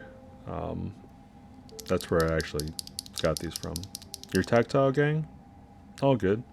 I started out in tactile gang. The first switches I ever got was during the middle of the panda craze with some drop holy pandas. And then I got Glorious pandas. Actually secretly clicky gang. That's my wife. My wife's into clicky gang. I had mentioned to her that I could modify an old Alps board that she has in her office. She has an AT101 from Dell. That's an older Alps board. And I told her, hey, if you bring that home, I could clean it up. She's like, I don't know. It might be a little bit too much. It's heavy. I don't want to carry it home. I mentioned to her, I could probably convert those Alps switches, if they're the right model, into clicky switches. And immediately she's like, oh, I could bring it home anytime. Yeah. My daily driver has clickies. Nothing wrong with clickies if you're alone. I think in some office spaces it might be a bit much, but you know, a lot of, like, before I got into custom keyboards, pretty much all my boards were clickies. Now I think about it. I liked Cherry MX Green. I liked Cherry MX Blue. I like louder things. It just felt like I was doing more with it.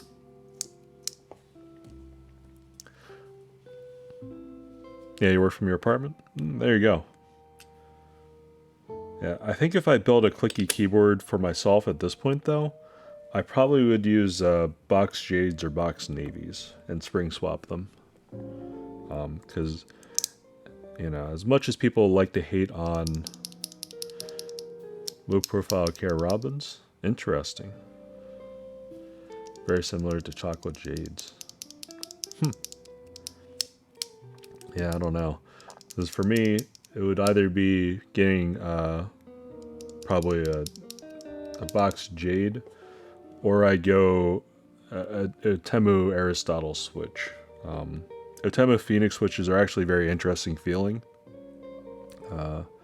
Instead of having a click jacket on the outside that makes it click, it's actually like a little penetrator in the middle. Yeah, we have to try an Temu. Yeah, so same place that I got these Purple Panda switches, Flashcork used to have some of the Temu switches, so it's a storefront that I think you can just Google search. It's not the best looking website, but you know, they're somewhat local to me and ship fairly quickly. And they had a decent variety of switches from Tecsee, Temu, and some other brands, so...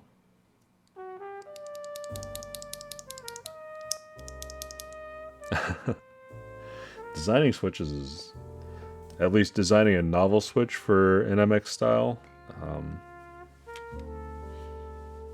I think most brands, because it's harder to get in that market just for economies of scale that the big brands really have, is really down to materials. I think if you redesigned a switch, that would sort of be interesting, but I could see that as being challenging. I definitely think it would be easier to design a keyboard than a switch, let me put it that way.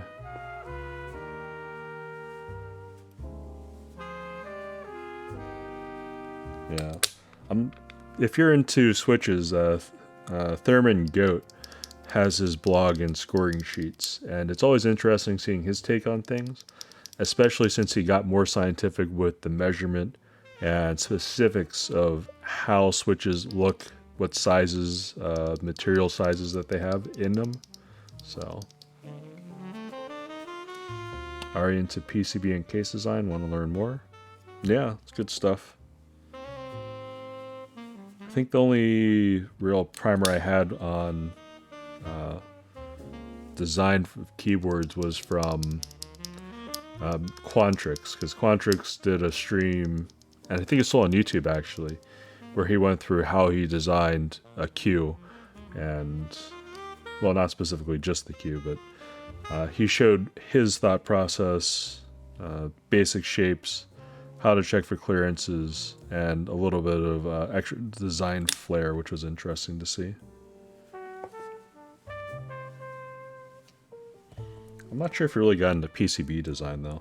PCB design's sort of its own thing. Yeah. Yeah. So it was Quantrix. He is, I guess, most renowned for designing the Q, which he has since made open source. That's an interesting design because it's partially sandwich mount, partially top mount. Oh, you watch Mr. Gion? Yeah. Watching some of his streams and how he designs and goes about things is also very interesting. I have a language barrier where I will read his auto-generated subtitles and try to guess at what little bits of Korean that I know, but I think that's the main problem for me in watching. But I still like his content, like his abusing the Mr. Yankar's PCB for the W1AT earlier today was interesting to catch the back end of, with people just freaking out. I'm also glad that recently his streams, he seems to have invested in his stream setup. where things actually look and sound a lot better than they used to, which I think is good. Auto generation is quite interesting. Yeah. But I really like his products, though. I really like what he's doing. And I'm hoping that his move to his next location is, I think he's changing office this month, goes well for him. So I can deal with not bidding on a frog or trying to grab a frog in the November group buy to have pretty much a double order in December, which will be interesting. And hopefully everyone will have PCBs by then. I think they've already said they have like 5K MCUs in stock, so hopefully that can be turned into PCBs without too much of an issue.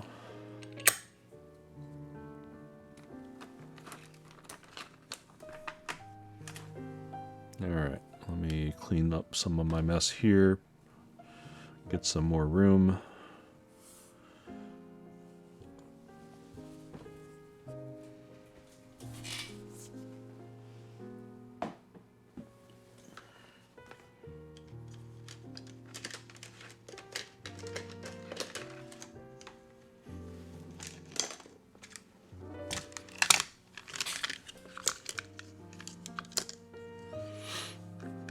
Small group buys for compatible.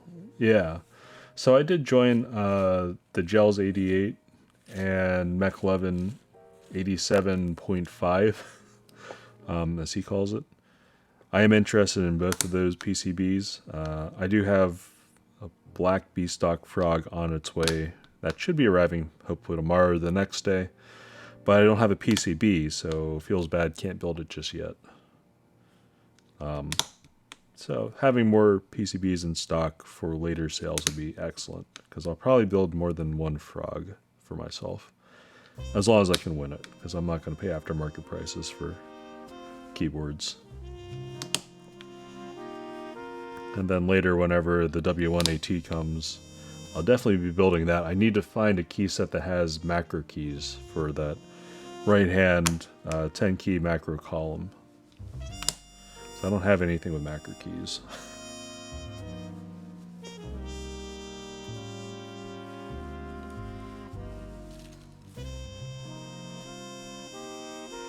Yeah. I feel you there, man. When I saw that, I'm just like, yes. Some people were like, oh, it looks too big, it looks too chunky. I'm like, that's an old AT style keyboard. Do want. Then he said it was going to be on sale as an aluminum group buy. I'm just like, okay, here we go. Don't even have to compete for it. And then later when it was stated that he was going to be possibly doing group buys in a limited fashion for F2 boards, I was very interested in that. Oh. Well, at the very least, they'll probably have extras, because, you know, it sold more units than what he predicted. It didn't meet that 500 number, which I think he knew it wouldn't meet, because he put more spacebar options on the line for that one. But I'm actually glad it sold pretty well. So I'd assume that he'll have extras. So maybe if you save up by the time it comes out, June, July, whenever it's actually out, you know, perhaps you could save up for that. So I think that's going to be a pretty interesting board. I don't think it's going to be as soft and flexible as some people say, because it doesn't have flex cuts in the PCB, but I think it's going to be pretty unique.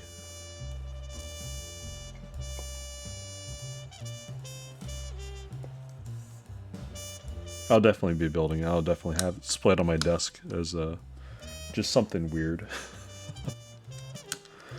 And knowing my wife, she'll probably want to steal that and want me to put some absurd clicky switches into that one. As long as I don't have to build any more of the blue bomb switches for another build for my wife, I'll be fine.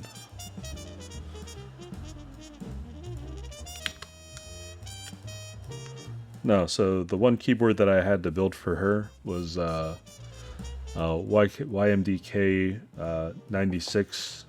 This was with acrylic mid piece, integrated plate and just, you know, a regular bottom piece. And I built Shuba's blue bomb because she selected that clicky switch out of a whole array of clicky switches that I had amassed for her to try out. She's like, I like this one the best. I'm like, you picked the loudest, most annoying clicky switch. You realize that? She's like, yes, I want to annoy everyone in my office because they're making me come back. I'm like, so she dailies that at work. I figure it's like, you know, similar to a rattlesnake, it's an auditory warning sign to possibly not mess with her. Yeah. Alright, let me do some other stuff real quick.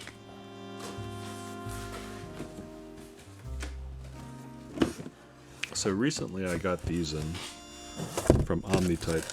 These are the Keycap storage bins. I have quite a few of them. So what I thought I'd spend some time doing, since I got done a lot sooner than what I thought, is get rid of some of these GMK packages and put remaining keycaps inside of this.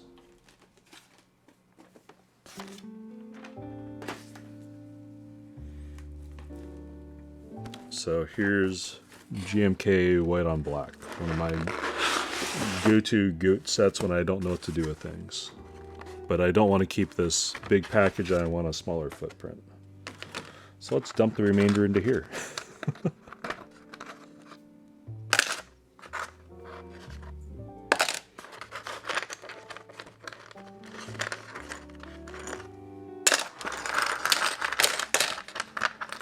If I can get rid of these GMK boxes, I will be happy. I'm thinking about keeping the jackets though, but yeah. So the main reason why I got these is it will fit the 7U spacebar, no problem.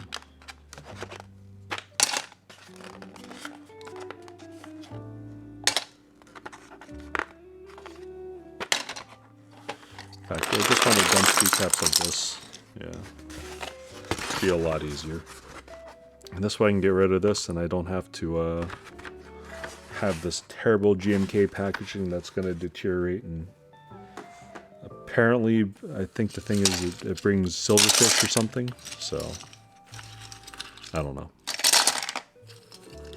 And I can store a lot more in a lot smaller container. The only other thing I think about doing is labeling these things, but I'll deal with that later.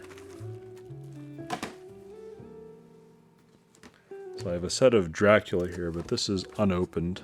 So I'll leave this unopened for now. Throw that on my frog whenever I get that.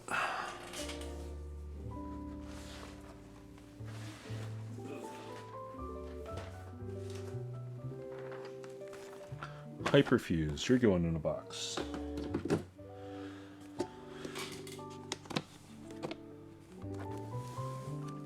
Photos of your prototype? Sweet. That's awesome. I feel like a child on Christmas. That's gotta feel good. Something you're working on finally takes shape. Alright. This is Hyperfuse Origins. I'm currently using it on my K round 2. Right here. But again, I don't want to have these GMK trays that are deteriorating and put everything on my new desktop.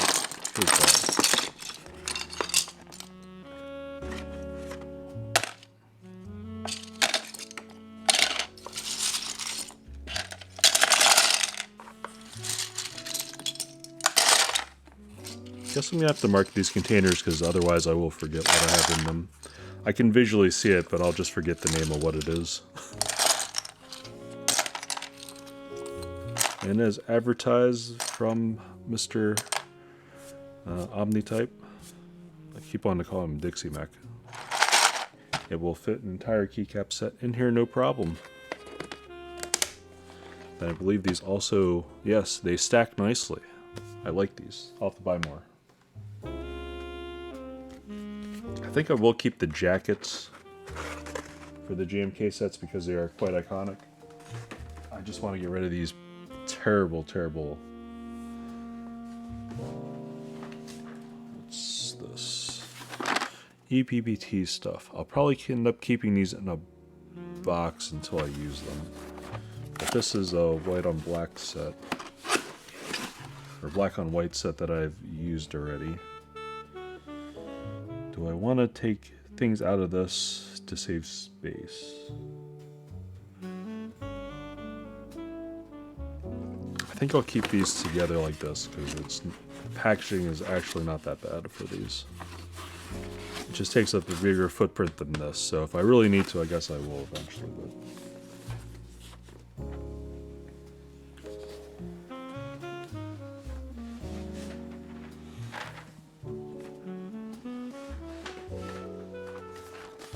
Which one is this? WS1. So this is the warmer white, or black on white. Alright. We have a set of laser here. I have some the extras and extensions.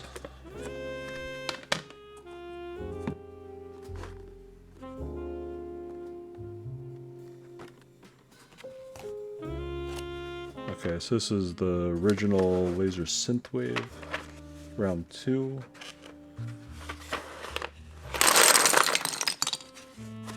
Very colorful, very fun. I am thinking about reclaiming what I have this on.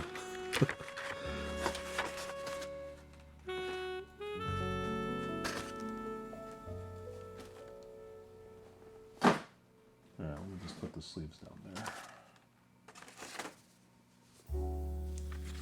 And I guess I'll put this all together. I didn't even open this the whole way.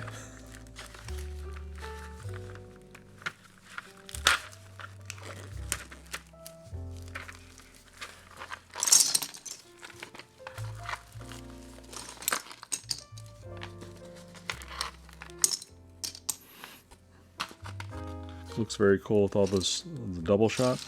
Yeah, it's interesting. It's interesting colorway because in theory it has the red, which is the base for it, and has some of the accents with different colors.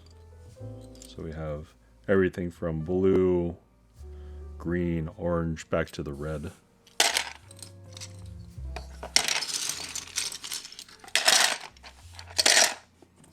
I think that was actually part of the turbo kit. I think I just combined everything. It's fine. It all goes together in the end.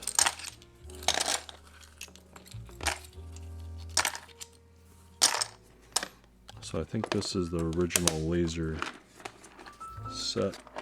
Just keep stacking it up until it's out of the camera shot here.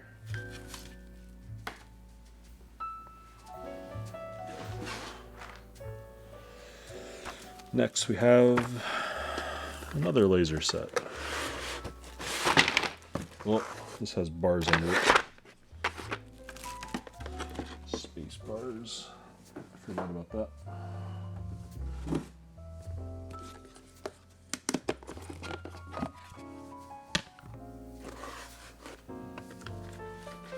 I barely opened those, but that's fine. And this was the other colorway. I think it's like synthwave or something like that. Or maybe the other one was synthwave and this is something else. I forget what the names were. But this is the blue double shot with blue legends.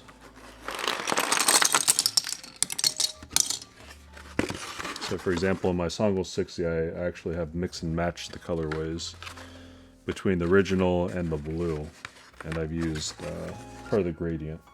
So that was an interesting way to have these things look.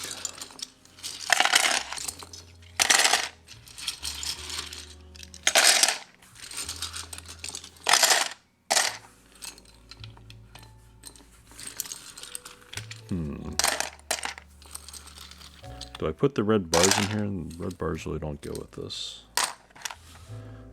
It's fine. Visually I can look at it and see what the stuff is. It'll be okay.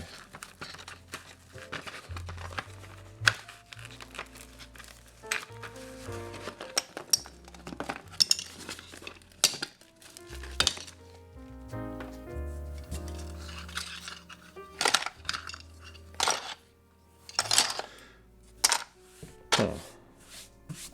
I guess I'll need larger boxes whenever Mr. Gion's 10U spacebars come in. That'll be okay though. Deal with that when it comes.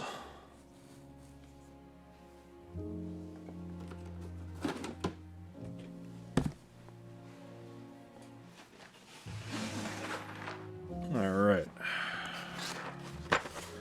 Then we have another white on black set. White on black's one of the sets that I definitely have more than one of. Because I do consider it to be one of the most versatile and good looking sets.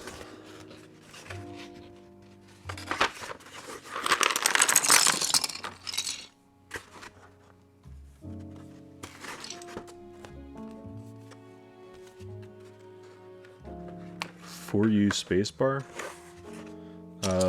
Wouldn't that be using the old Cherry 3U wires? I think. If I remember correctly, check ThockShop.com. Wait, was it ThockStop?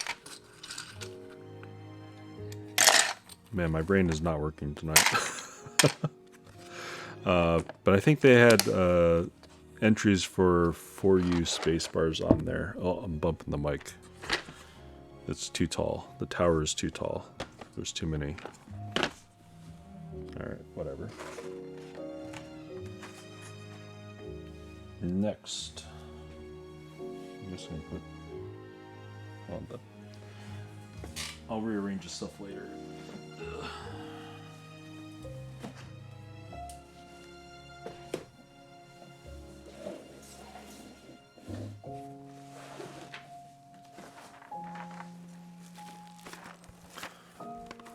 Pulse.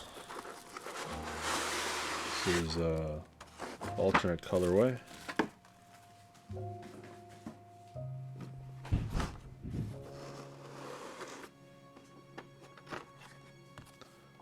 Old Yamaha sequencer. Oh, I have no clue what size that would be then.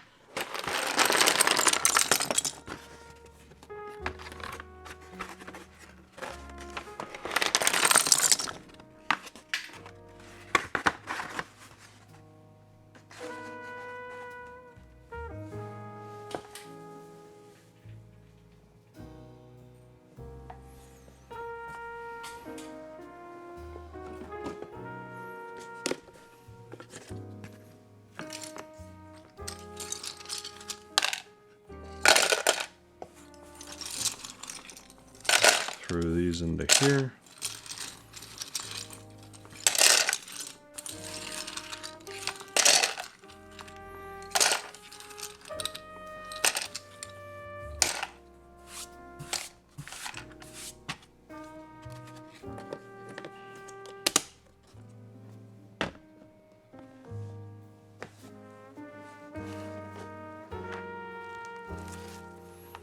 Then we have another set of pulse.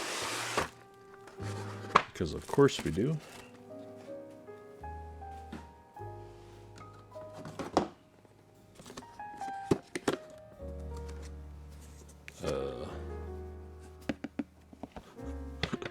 I'm running out of room.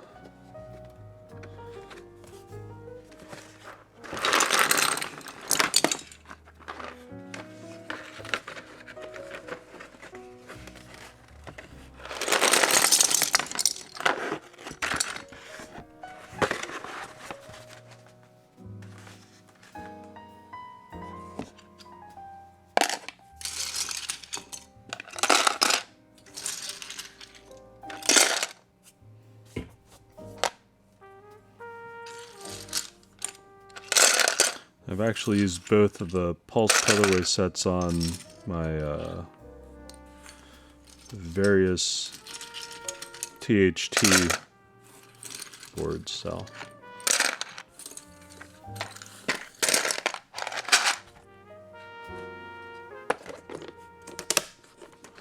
Alright, slide that in here. Then Moto Light. This is new. I guess I'll set that to the side for now and do that later. I don't actually remember what board I was going to put Moto Light on. Huh.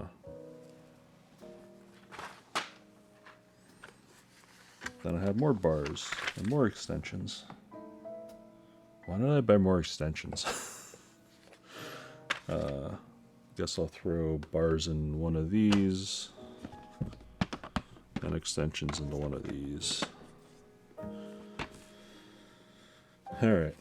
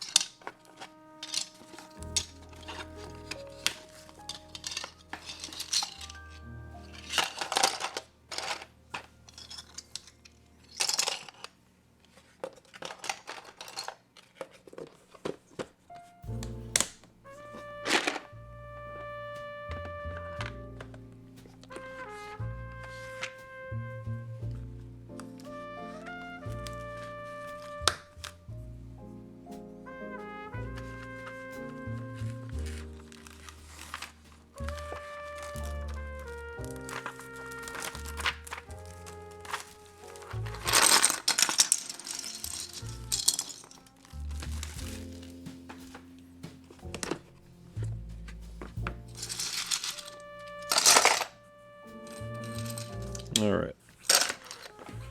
Now my plastic rectangles will safe in these new storage boxes. They take up less space. That's good. And now I have a little bit less worry about...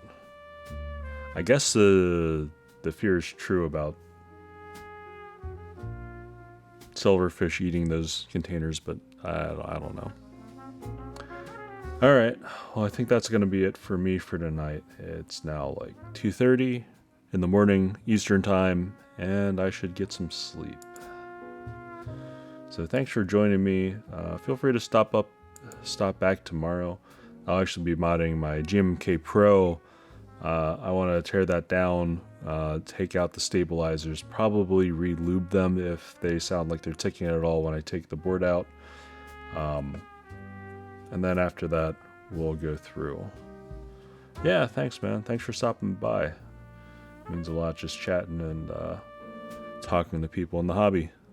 Good times. And then after the GMMK Pro, if I have time, I'll probably end up modding the Keychron Q1 as well, because I did want to try at least one layer of foam in, polyfill, and maybe a tape mod. Give it the Alex Odos treatment. So, alright, well I think that's about it for me. Everyone have a good night, or have a good day, depending on where you are in the world, and enjoy. Thanks for stopping by. Catch you guys next time. See ya.